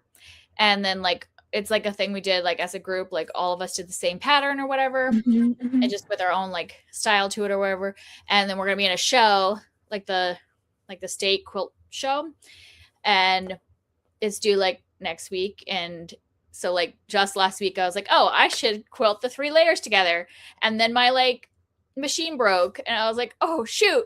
And so I got that fixed and now I have to like bind it and put a sleeve on it by the end of this, like by Friday. Oh man. Nothing like going on the at the wire, right? Yeah. That's awesome though that you're doing the show and that you guys are like doing it together. That's very cool. Yeah. So there's like 17 of us with this like pattern and stuff. So I just like, I like to make quilt tops because that's the creative part, but I don't like to put them all together and make them into actual functional pieces of art or blanket or whatever. I understand that so much. Like yeah, there's like the fun crafting part and then it's like you can't really just decide like, all right, well I did the fun part, I'm done. Like I guess you could, but wouldn't be very satisfying in the long run, I guess. And that's why I just like signed myself to be in the show. I'm like, well, I'm going to have it done by June 6th because that's when they're taking it. So yep. Natalie has also agreed. A deadline is great motivation. Yep. It really is. It really is. It's making it happen. I have a cat. He's got his head buried in my arm. Baby. Super cute. I think he has a rotten tooth, and so I'm gonna have to take him to the vet. He's got stinky breath, and then one of his fangs is chipped, and we knew it was chipped. And the dentist or the vet was like, you know, I'm worried about that, but like right now, all of his teeth look healthy, but now it's like discolored compared to the other thing. So I'm like, okay, I think it's like officially rotting. So he's gonna have to lose a tooth. Well, I'm sorry. I hope that goes smoothly and everything. Yeah. She did say that if she takes the tooth out, he's not going to miss it because, I mean, the canines do not serve much purpose for a house cat. Right. Thankfully, yeah. I've actually, several of the cats I have had before, we've had to have their, have some of their teeth removed for the same reason. And yeah, it's never affected how they eat or anything. Yeah. I mean, I guess if he was out in the wild, it might be an issue, but he's fine. Yeah. I just think it's going to end up being expensive. Yeah. Oh, well. Don't want it getting infected. Yeah. But he's decided to be snuggly, so I guess I'm not knitting right now. No, you are not. Natalie said her doctors had multiple teeth pulled. She just snarfs down her food anyway. LOL. Yeah, exactly. Like they do just fine with fewer teeth. Yeah. What are you doing, kid? He's just like being a silly. Yeah. So how are you feeling about your sweater now, Huck? Does it feel like I guess you're not at a point where you have to try it on yet. So not yet. You know, it's still pretty small. I think it's gonna be good though. I don't know. I'm hoping. It's like right here, it's like a little ripply, which I hope will block out and it won't be weird. I don't know. hoping for the best. Yeah.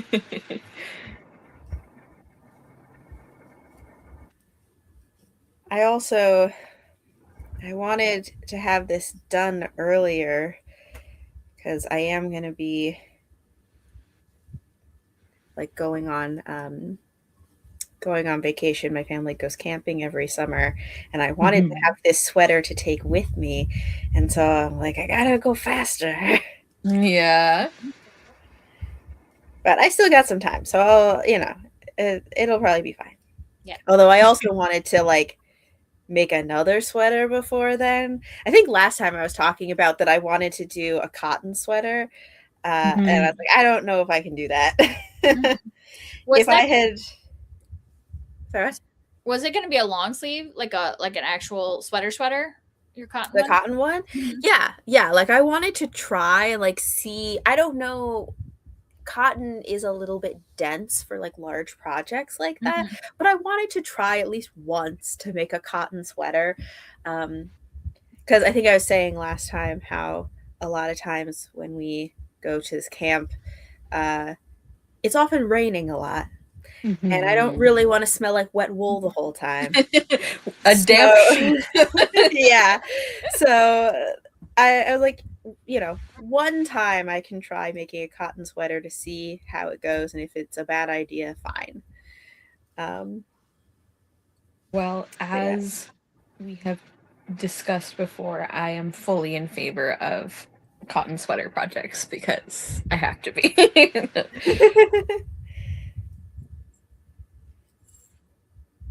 Yeah, I did get cotton to use, but not for a sweater. I got it for like a top, like a short sleeve top.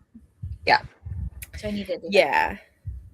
Yeah. See, I'm imagining something that I'm not necessarily making something that is like intended as like a summer top kind of thing. Like I want it to be like a sweater, so it's a little bit like denser.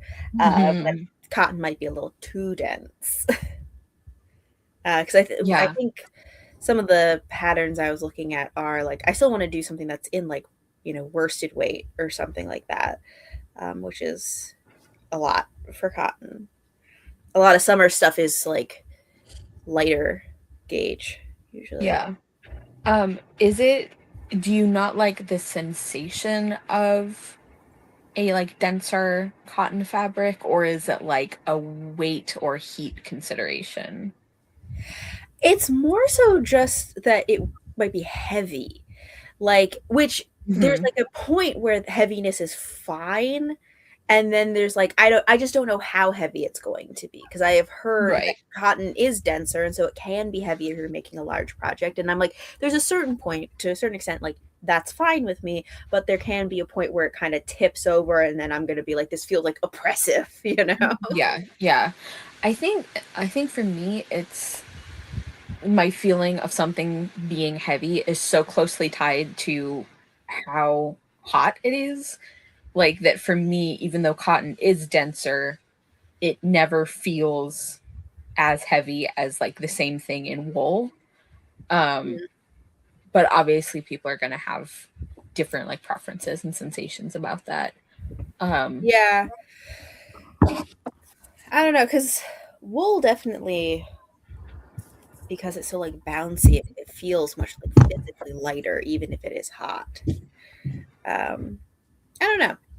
But also, yeah, I mean, being cooler would be a nice benefit of a cotton sweater, because it's not like it gets that cold, so like it definitely cools down at night, but not that much. So yeah.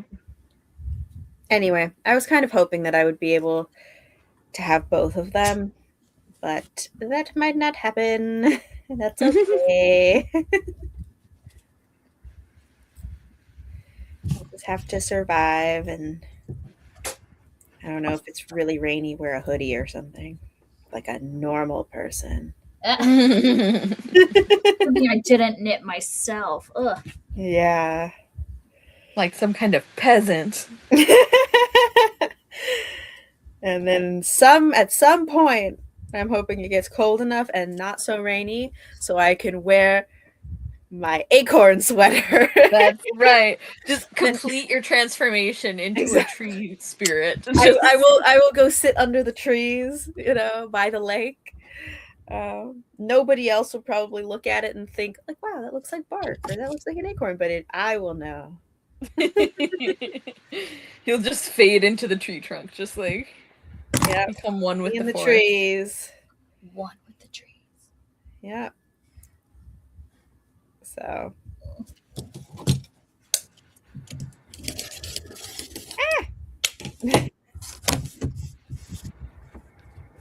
My cat left me and I could have started knitting again, but I'm going to square out my quilt first. Yeah. So that when I'm done here, I need to sew the binding on. You've got it. You've got this.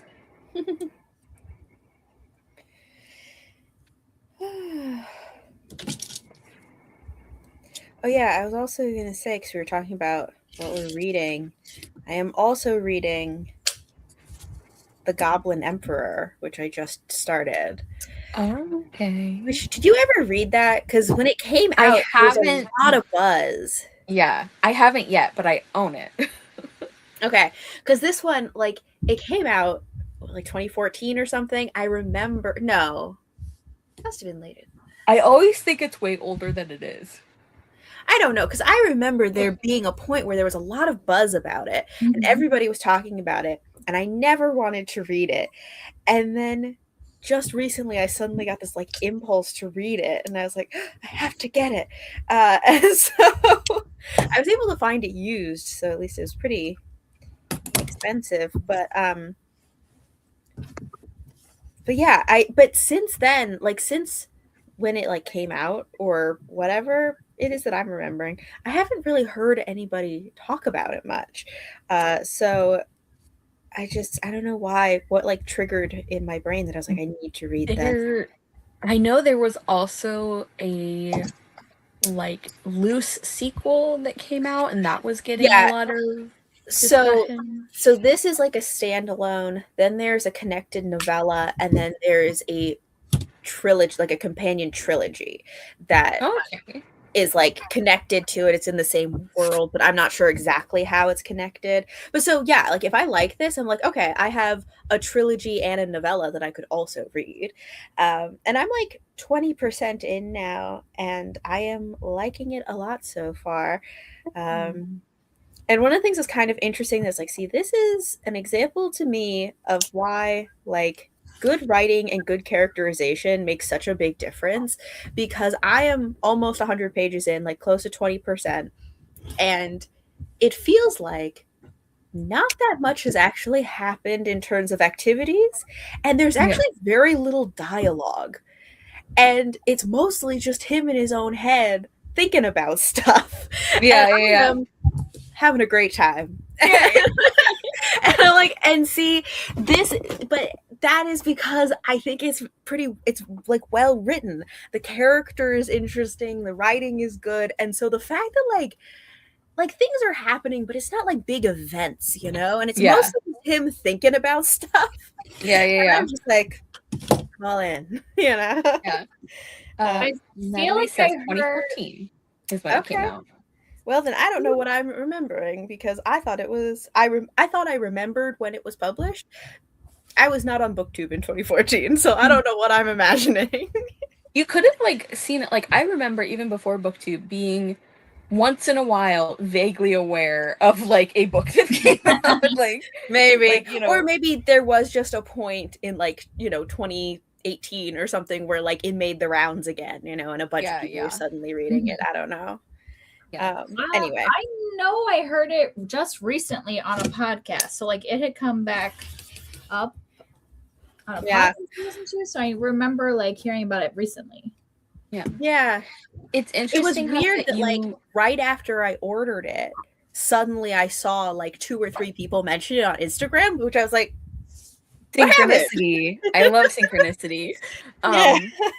It is interesting that you said like you'd never had any interest in it, because I've been interested in it for a while, and it's actually the kind of thing I would tend to think you would want to read, because it's very like introspective and like character Yeah, driven. I don't think I Not a knew lot that. happens. Yeah. I don't know if I knew. Um, I think I just went like, oh, goblins.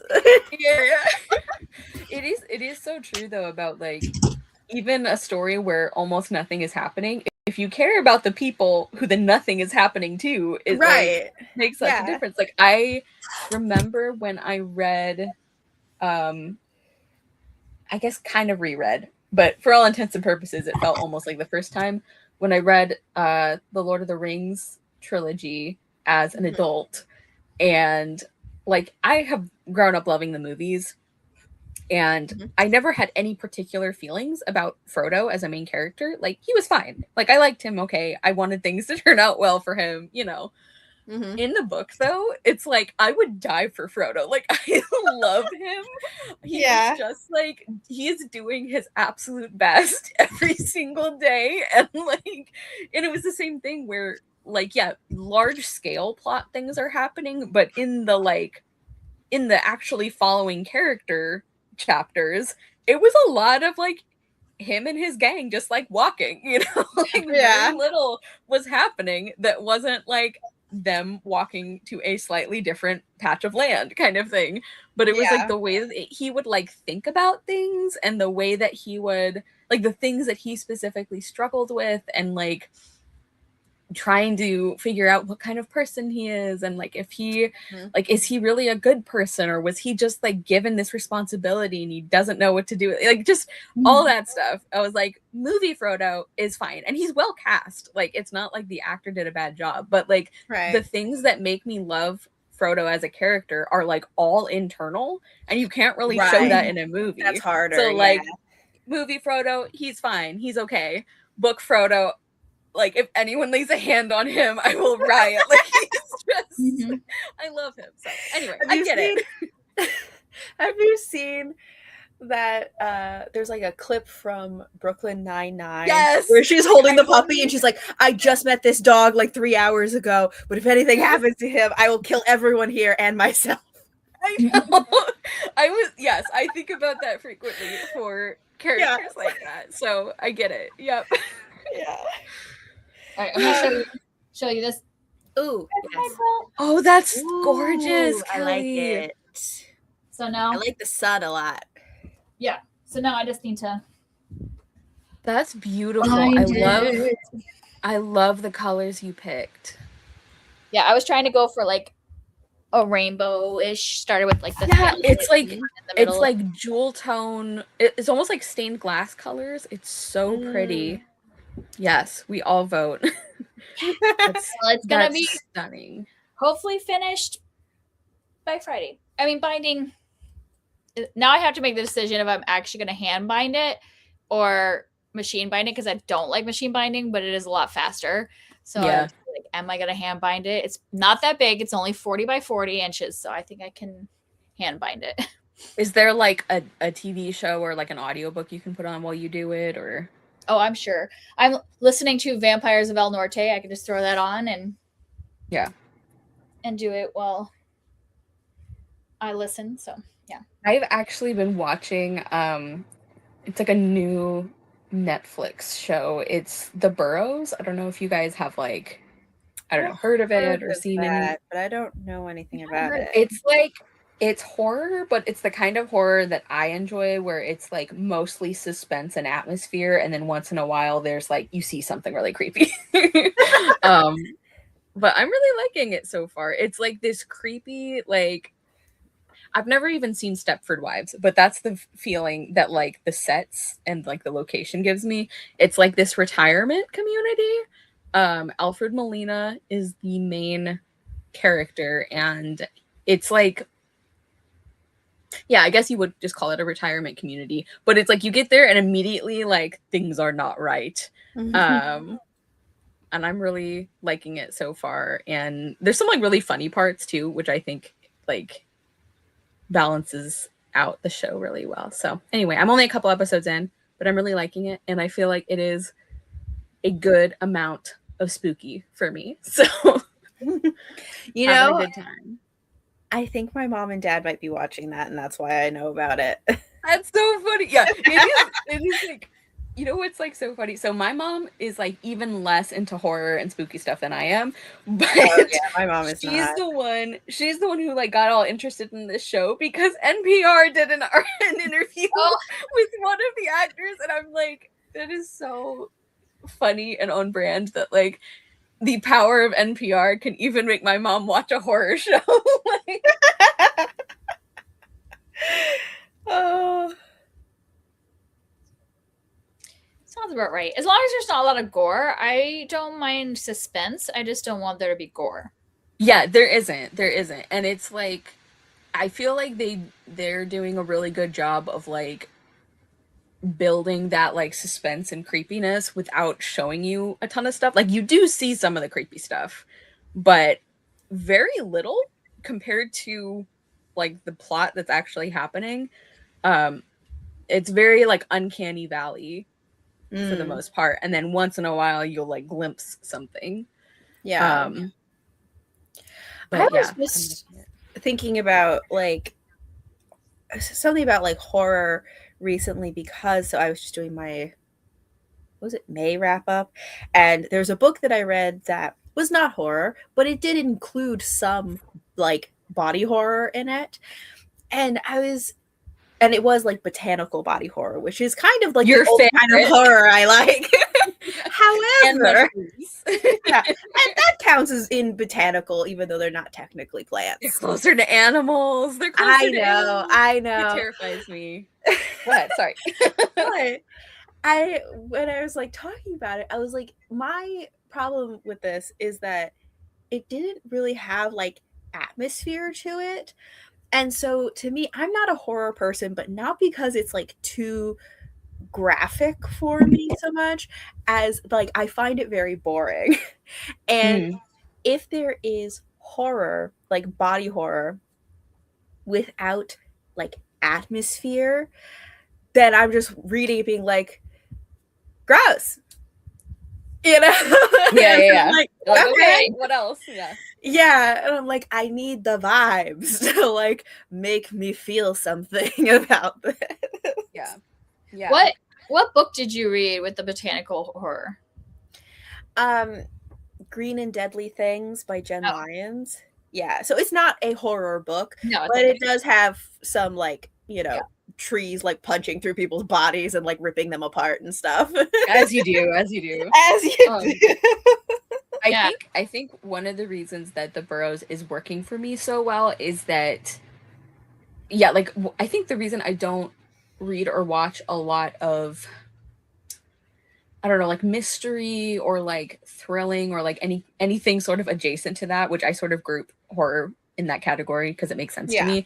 But like I don't tend to connect with those stories because I feel like a lot of times, at least the ones that I have come across, the characterization comes second to like They're very whatever plot creepy forward. thing. Yeah. Yeah, which is not a bad thing. It's just not what I enjoy. And Yeah. with The Burrows, I feel like yes, there is definitely an emphasis on like figuring out what is happening, and like I'm really enjoying like the plot. It's very interesting. I have like theories about what's going on, but I feel like the characters are there's more attention paid to them than in some other things that I have tried to get into. So like even so for example, Alfred Molina, his character is like being like his wife has died recently. She was the one who signed them up for this like super nice retirement community. Like there's like a contract and everything. He wasn't that enthused about it, but his wife wanted to do it, so he was okay. And she died pretty recently and like relatively young. And he is obviously still going through a lot with that.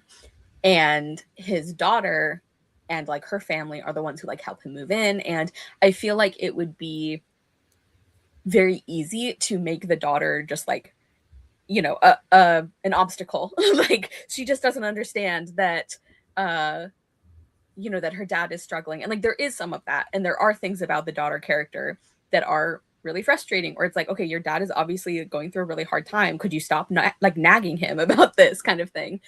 But what keeps it from being just like stereotypical or like a completely flat character is there's a part a few episodes in where like her dad is like once again just kind of like shutting down any attempt from her to like check in on him or you know anything like that. And she finally comes out and says like, you know, I lost her too. And it's like you realize that part of the conflict with them is that he's still viewing this as like a grief that he is experiencing. And it's like, well, she lost her mom. And like, yeah, she's an adult and she has like her own family and everything, but it doesn't mean that she didn't lose her. So stuff like that where it's like they didn't take the easy way out of like, and the daughter sucks. Like, you know, so it's like even when characters are like making choices that you hate or are like they're seeming to be just like really unkind about like the way that they're treating other people, it's like you can see that they do still feel like they have like layers to them. Yeah, I don't know where I was going with that, but like I'm liking the I like that there is characterization. It's not just like spooky things happening all the time. Yeah, I think that's one of the issues. Like I also kind of group together like mystery, thriller, horror, like they all kind of go together. What did I just do? Okay. And and I don't really read a lot of those because they do tend to be like more plot forward and not as much like character development. And of course, like there are certainly exceptions to that, I'm sure, but it's just like I'm not like really like in the genre, and so I'm like I don't know how to find those. Right, exactly. That's how I feel as well. Yeah, and I think also like and because of that, also it's always a little funny to me that I'm like, well, with like mystery, thriller, horror, I'm like I get really impatient with them and I get kind of bored, and I'm just like, as a person who will read a book that is like no plot, just vibes, I just want like a character thinking about stuff for 400 pages, and I'm just like, perfect. And yet I go like, oh, mystery, thriller, horror, this is so slow. What's happening? I don't need like, why are you telling me this? Yeah. But it just depends, I guess, what you're interested in. I'm like, I don't really care who did this. What are they thinking? Right. No, I get that. And I also like if it is a like mystery or sort of like spooky like story, I tend to really like the ones that are like thematic horror, like in addition to the character. It's like one reason that I have really enjoyed some that are like not as popular, or at least it seems like they aren't, is like, yes, there is like horror happening, but like the real horror is colonization, you know, like that's yeah. I like that. I like when it's like the author is like using the like creepiness like to make a point or to like talk about something. Yeah. So, like sometimes, especially people who like read a ton of horror, they're like, this wasn't that scary. And I'm like, you're correct. You were right. But also, that's okay for me. Like, well, sometimes like it was existentially scary. Exactly. Like, I was very frightened by the feeling of emptiness. Thank you. Like, I think also to me, like the few times that I do enjoy like a mystery in particular, it's like the mystery, one, I have to like the characters because I'm following them and doing stuff, but also it makes a big difference if like the mystery has some like personal connection to those characters, so it matters to them, because I'm like, I'm here for the characters. If I care about them and then they care about this mystery because it's personal to them, I can get on board. But that's why I'm like, I am never really into those ones where it's like the premise is this is just a person who likes solving mysteries, and I'm like, yeah, I don't care. yeah. Yep.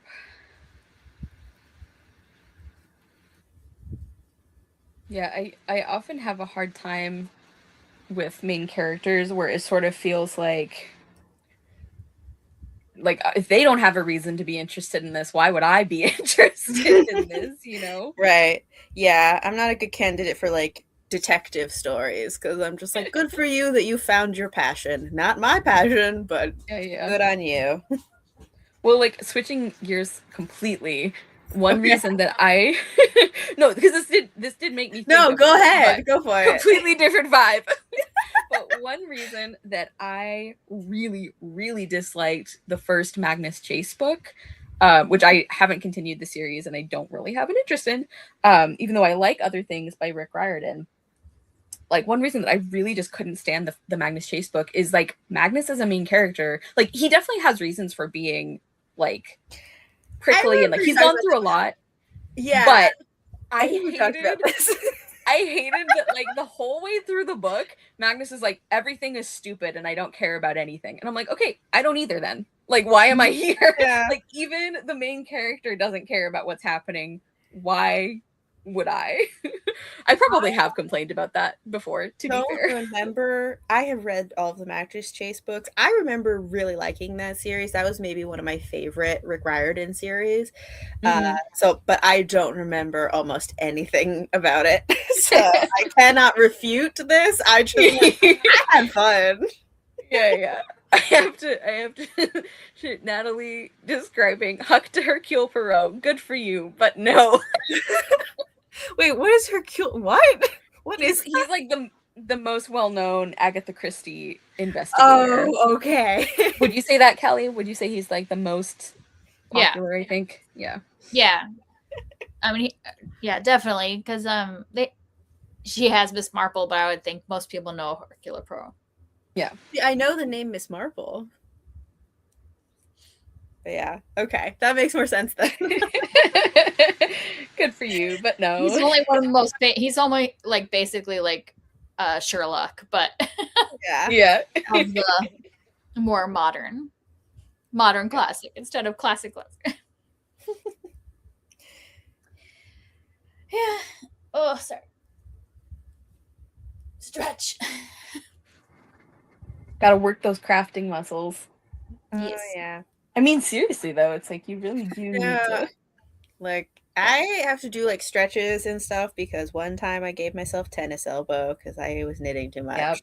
Yep. I was like, I need to chill out. There's like relatively few crafters that I follow on YouTube, like for whatever reason, but one that I really like and that I like watch pretty often is the Knitting PT, I think is her channel name. And so she is like literally, she's a physical therapist, and so a lot of times she'll talk about like ergonomics, and I don't know, like most of it is like normal or like typical like crafting content, which I love, about like what she's making and like what she finished and stuff. But once in a while she'll just like talk about like the realities of like having an activity that is pretty hard on your body. Like, yeah, a lot of repetitive motion. Yeah, exactly. Yeah. And it's like we don't think of it that way necessarily because it's not like a sport, you know, where you're running around and using like your whole body. Right. It's like, how did you get tennis elbow? Not tennis, exactly. knitting. Yeah. Yeah, I recently was realizing that, so like, you know, a lot of people knit to deal with like stress and all of this, but there is actual research about how like knitting in particular, like a lot of crafts that you do with your hands are generally like very good for your brain, but I think knitting, there is actual research about that it can affect the brain in very similar ways to like meditation, which is interesting. And recently, because I had to restart this sweater, there was a point where I wasn't making anything for a couple weeks because I was annoyed about it and I didn't want to take it apart. Oh yeah, I get it. And then there was a point where I was like, wow, I feel like I am way more stressed and anxious than usual. Yeah. And then I was like, maybe that's because I haven't knit in like 3 weeks. And so that's what motivated me to like finally, you know, pull apart the sweater and like re-soak and like dry the yarn and like all of this. And then I've been knitting for a few days again, and I'm like, wow, I suddenly feel so much better. And it's like, maybe that's why. Because it does, you know, regulate emotions and stress and all of that, but it also, yeah, like affects your brain in very similar ways to meditation. So yeah. Anyway, and that's also kind of why I started knitting like a year and a half ago, was because it was at a point where like I was very stressed about a lot of things, and I was like, I need something to like take my like I'm just going in circles in my head. I need something to do, you know. Yeah. I get it. So, anyways, that's my little spiel about knitting and stress management. I fully support it. I agree. I feel like it be like, stop knitting for a couple of weeks, just crash out a little bit. But now people who have seen this live can skip that part. Right now you know what you need is constant knitting. Yeah. Apply craft to the affected area. Be like, exactly. Yeah. So anyway, did you guys say what you've been reading? I went on a tangent about what I was reading. The discussion just kind of developed from there. That's how it goes. From there. Yeah. What are you guys reading? One that I am really liking, it's our next classics book. It's A Glass of Blessings by Barbara Pym. And this is like the classic, like nothing happens, but I'm having an amazing time. Like, because it's like this style of writing and humor that is like very perfect for me. Like, I was like cracking up reading this to myself because there was a scene where the main character, like her husband had like invited, I think like his boss or something, to their house for the first time. This is set in like, I think mid-50s maybe, to their house for the first time. And apparently this boss is like a serious wine person.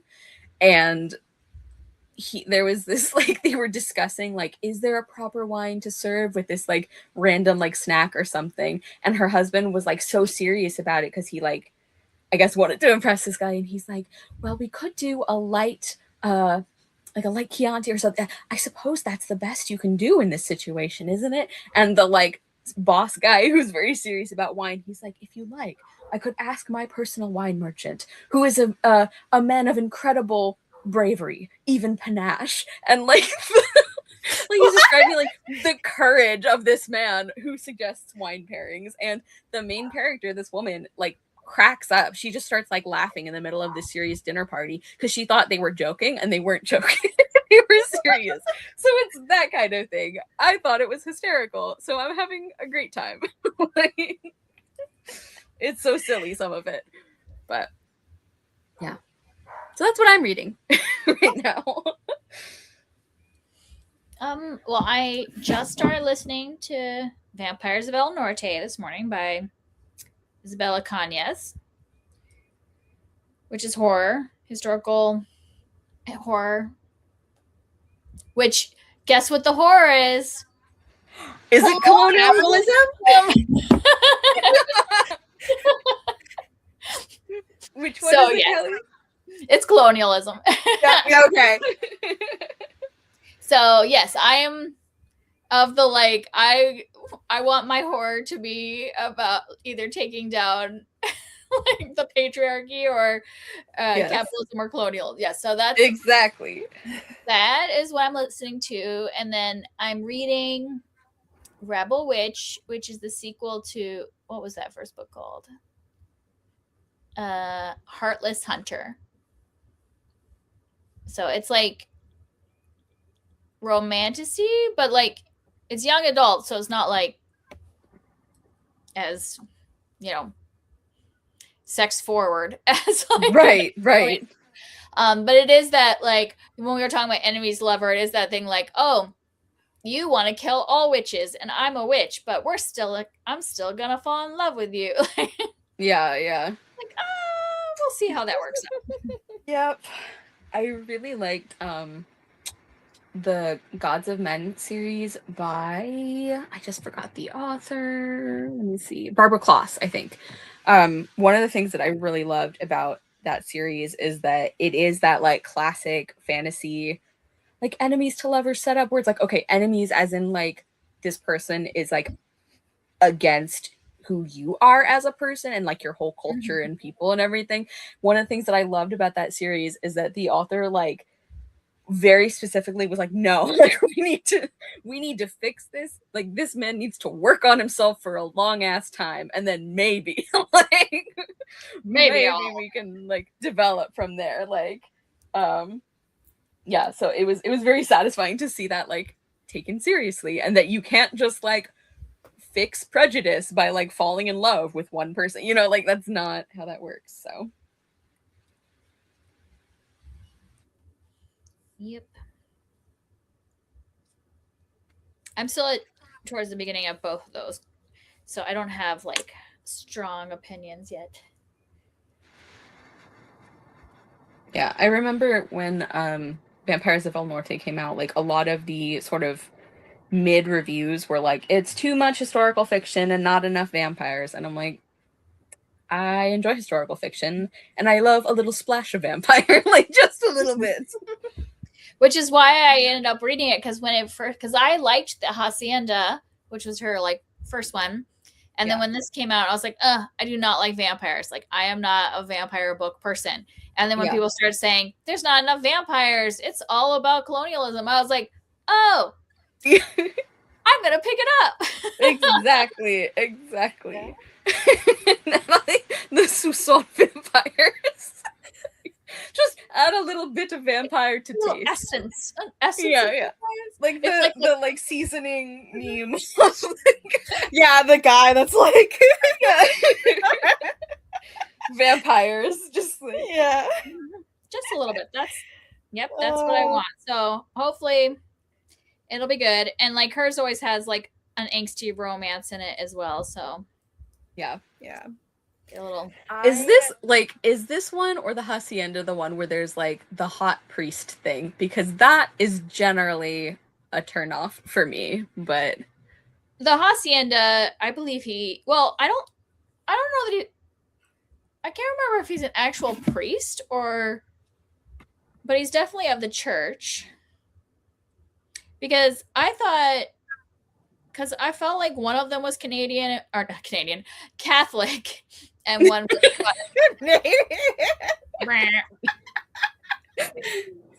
so I don't remember is he Catholic or is he Protestant? Hold on.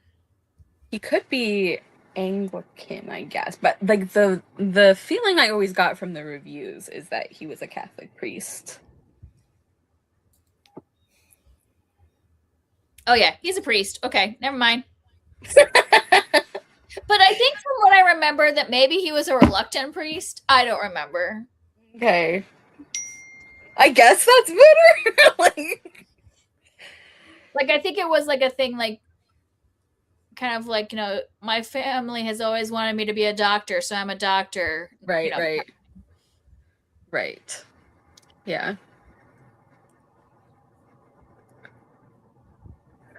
I do want to try something by that author, but I did buy her more new one, The Possession of Alba Diaz, but I'm a little scared about that because I don't usually like possession novels. Me neither. I will not be trying that one. So I'm kind of hoping we'll see how this one goes, because if I still really like the way she does like the romance and stuff, maybe I'll still read that one. But yeah, Possession always is like one of those freaky, like I just don't like it. Yeah, I don't either. So maybe if the mid reviews are like, hey, wasn't enough of this, like wasn't enough possession. Not. Perfect, yeah. Yeah. I am not really a vampire person either, and then I recently kind of accidentally read an urban fantasy Oops. Werewolf is a vampire. I tripped and fell into an urban. I didn't really realize what it was, and then later I was like, oh, I probably should have been able to tell that's what this was going to be. I didn't hate it, but also it went in this like other direction that I didn't expect it to be like an urban fantasy with like vampires and werewolves, but then I also didn't expect it to be secretly a sci-fi where the vampires and werewolves from other planets. What? Wow, that's a lot going on. What is this book? Is this like it's called Clean Sweep by Ilona Andrews. Wait, I know about that series. That's one that I am like gonna try at some point. That is wild. Well, you know, even as a person who does not like that kind of book, I did finish it. I don't know if I'm going to continue on with the series, but it was, I finished it. I could have DNF'd. But yeah, so it's like all of the like magical creatures are actually aliens that came to Earth in a wormhole, and Earth is like neutral ground that they can like escape to. That's interesting. Oh my god. I was just like, I was really not expecting. Yeah. Natalie recently watched The Exorcist and loved it, so maybe she'll be into The Possession of Alba-Diaz. Yeah. Maybe. Yeah, see, I never watched The Exorcist, and like even just the clips I've seen as part of like pop culture. I hate it. Yeah. Nope, not doing it. I had to watch like a documentary type thing about like, I guess the story that it's based on, and that was like, no, like I already knew this was not for me, but now I have like so much more evidence that this is not for me. So yeah, not my vibe. And like Possession of Alba-Diaz also takes place in a mine, which also like freaks me out. So I'm like, I don't like that. Why did I buy this book? Possession? I don't like that. I don't like that. Yeah. The angst better be real top notch. Yeah, you're like, this better be like a 15 out of 10 angst, or like, or I'm gonna be like, what? It's like small places and possession I can't handle. Yeah, yep. Oh man. Yeah. I know sometimes, like, especially if it's an author that I've been like interested in trying for a while, it's like sometimes I think I get overexcited about like the possibility of being surprised, like pleasantly surprised by something, and so I'll like end up with this book where I'm like, anybody who talks to me would be like, why would you think you would want to read this? And I'm like, good question. I don't know, but maybe. There's just something in the vibes. I know. And like we've discussed this before, I feel like I am normally pretty good at like identifying that like feeling of this normally would be not at all for me, but I just have this good feeling I'm gonna really like it. A lot of times that works out well for me. Not always, but enough times that I like keep going. Yeah. Exactly. Yeah. Going back to the botanical horror, the body horror, I just picked up a book that I'll let you know if it's any good. It's called The City of Iron and Ivy. And I picked it up because it's a Minnesotan author. I think he's from Minneapolis, and it's his debut, but like traditionally published. And his like, he's a friend of somebody I work with, and she's like, I think you should pick it up because I think you'll like it, because it's like fantasy with some romance but some horror, and the horror is like botanical horror. And I was like, ooh, interesting. And then I like looked up his Instagram just to see, because that's where he had like showed the like book cover before it was out. And guess who blurbed his book? T. Kingfisher. These are all green flags. I'm like, all things that make me excited to pick this up. So I'll let you know. Yeah, let me know how it is. But I have to read it because I think he's coming to Duluth to do a signing this summer. So I got to read it before he comes. Yeah. I would actually be very interested in your thoughts on it as well, because that sounds like something I might be into. I might want to try. Yeah, and I think because I was turned off when she first told me the name, and she's like, "Oh, his publisher made him name it that he had like a different name, What was it called? City of Iron and Ivy," and I'm like, Mm. "Oh, so you're just playing on all of the like Blank romantasy." of blank and blank. Yeah. Yeah. Yeah. So I don't blame him if his like publisher like made him Yeah. change the name to that. Like, but I do that normally would turn me off. Yeah. But the cover is really cool because it kind of looks like flowers are attacking the main character in the cover. So Seems to match the vibe really well. yes.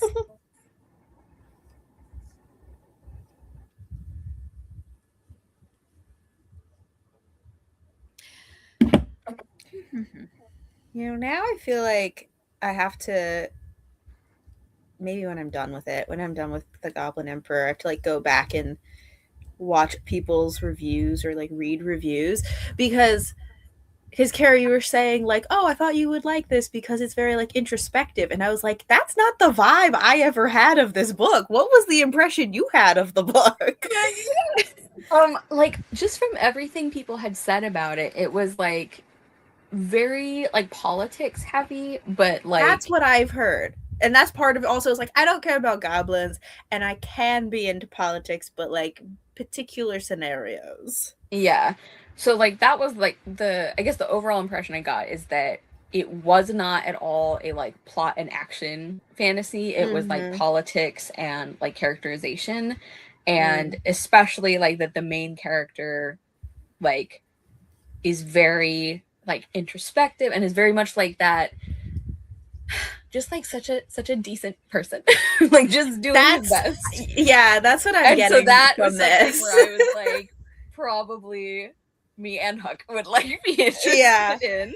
And Kelly, you too, probably. Actually, we've talked about that before as well. But yeah, just like good people doing their best and trying to make the world better. Just trying. Does that one have a romance in it, or do you not know yet? I don't know yet.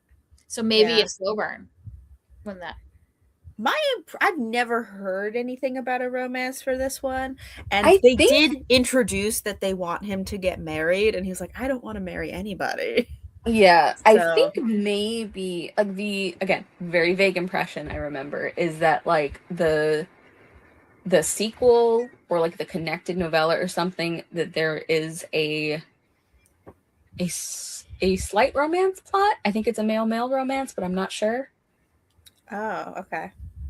I can't like I said, I can't swear to any of this. Yeah. I don't see a sequel. Is there a sequel, or is it just that other series? No, so there is a novella that I'm not sure how the novella is connected or not, and then there is a trilogy that's in the same world. Okay. So the novella might be a sequel to it. I'm not sure. I'm not really sure how connected they are. I think that the Goblin Emperor is mostly a standalone now. Yeah, like I definitely have heard that you can read it as it is intended as a standalone, and it reads that way. So yeah, I'm hoping though that I will like it so much that then I will go and read the rest of the books.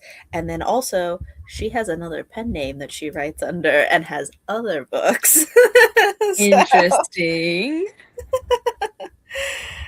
Which happened to be books that I was looking at them and I was like, I thought of reading these at one point. So that's really funny. So maybe, I don't know. I'm always on the hunt. I actually just made a video, like a short, like a reel that I have to edit, that is about that I'm like hunting for a reliable author. Like I want a very specific like not very specific, but there is a specific thing that I want, because I'm like, I have a TBR a million years long, obviously. However, there is a specific like niche in my like reading life that I want something for, because like last year Sharon Shin did this for my reading, and previously like Robin Hobb was like this for me, where it's these authors that have been like, they have a large backlist. They've been writing, 20 to 30 years. They have at least like 10 plus books in their backlist that you can pull from, but they're also like very consistent, that I know exactly what I'm getting when I read their books. And like, whether it's something like Hob, where it's like heavier and more like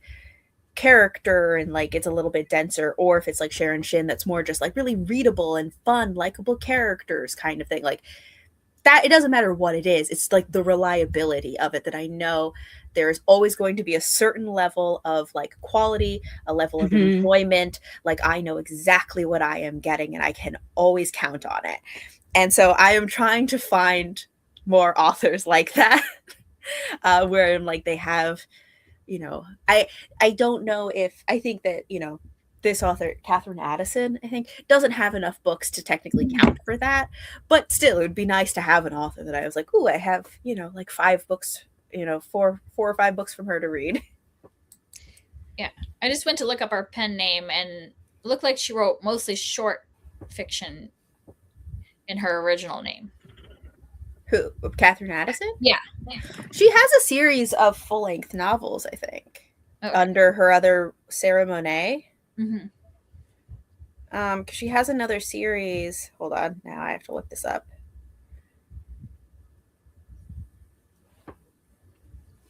How long is this?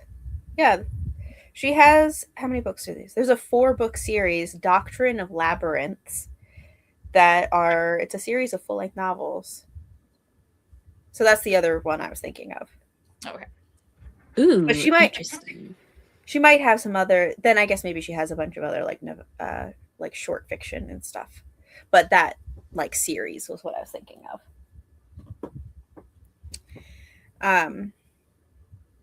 Yeah. So we'll see. I don't want to jinx it, because I'm still early on in the first book. But I got high hopes. So, but yeah, so I'm on the hunt though for a reliable author to like fill the specific niche in my reading life. Yeah.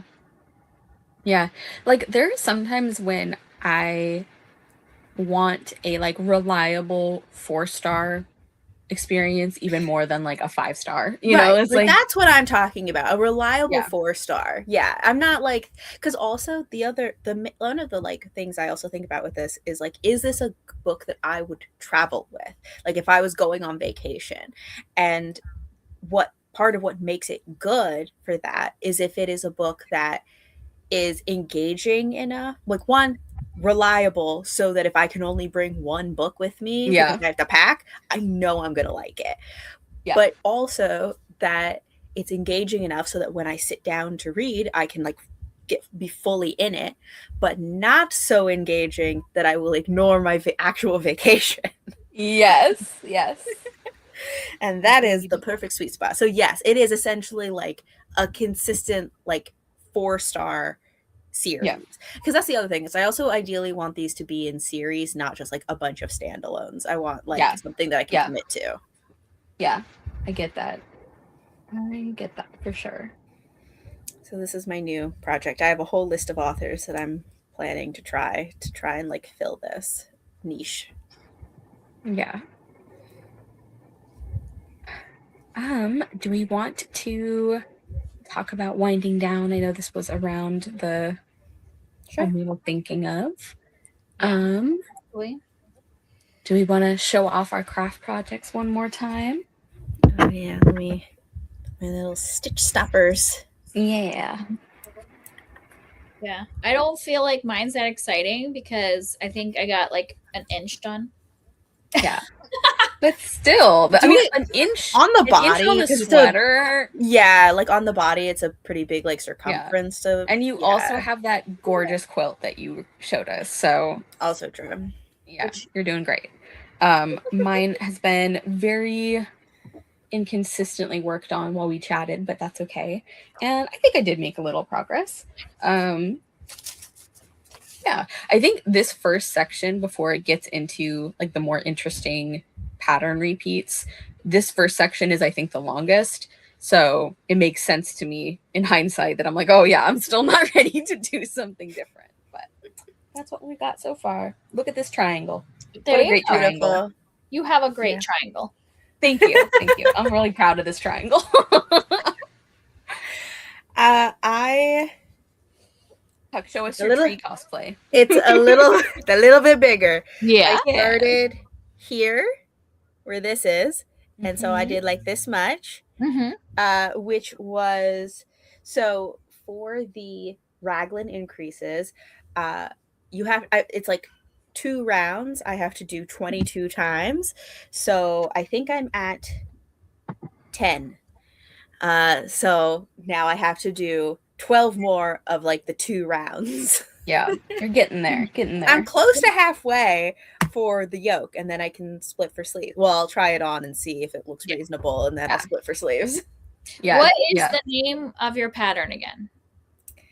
The flurry sweater, but also I do not recommend it. Yeah, I just want to look at what it looks like at the end. Yeah. Yeah, their color scheme is very different from what I picked because that was like white and like gray, which makes more sense with the name Flurry. I went a very different direction. Sometimes Ravelry is hard to work. Yeah. Okay, there we go. Yeah. I know there's like an app version that's not put out by the official Ravelry team, but it's like, I guess, semi-official at this point. A lot of people use it. And I've never gotten that one. I Ah. just use it on my computer, but I people just seem to like use it. the Ravelry app, and they recently, I think, did like an update that I was like, this is weird. I don't like it. Oh, okay. Interesting. Interesting. Yeah. I see what you mean though about the turtleneck. The turtleneck looks kind of awkward. Yeah, I mean, I don't dislike how it looks, but like I don't really wear a lot of turtlenecks. So if I have extra Yeah. yarn, I might do that thing again where like I make a little The detachable. dicky. Yeah. Yeah. It's essentially like a cowl, you know. Yeah. Sorry. I might make like a little detachable one so I could get the look if I Yeah. wanted. But turtlenecks like, are not that's, like, really my such a- thing. That's such a cool idea, though. Like, we talked about this with the other ones when you developed this concept. Yeah. Like, it's so cool because that's, like, really what, like, crafting your own things that you wear is, like, about. Is, like, you can Yeah. customize it, like, infinitely, basically. It's very cool. Yeah. An innovator. That's you. Oh yeah. I'm an innovator. Yeah. Okay, I Cool. think we are gonna wrap it up. Wait, Kelly, did you have something you were gonna say or like show? No, I was just looking up the sweater. Yeah, so I think this is gonna do it today. And Huck and Kelly are linked in the description. I'm sure you guys already know about them, but just in case. And yeah, thank you guys for hanging out with us. Thanks for people who watch this later. We're really excited to be back for our crafting sprints. And technically, this could count as May. I mean, Very technically, It is- yes. you could argue that we did not skip a month, but you know, Okay. however you choose to interpret that. But yeah, we do expect to get back to our usual schedule if everything allows. So yeah, I think that's everything. Do you guys have anything you want to add or, I don't know, plug that you're doing? I have not posted a video in a month, but I will be I will be posting a lot of stuff very soon, hopefully, because I filmed a bunch of stuff and I just need to edit Cool. it. So Cool. I don't have anything to currently plug. So it's feast or famine, right? It really Yeah. is. It really is. Yeah. Yeah. All right. So stay tuned for future content. Yes. We will Yes. see you guys That was a later. really good marketing strategy I just had. Yeah. You're like, tune in and there will be stuff later. Yes. I understand. All right. We will see you guys. Bye.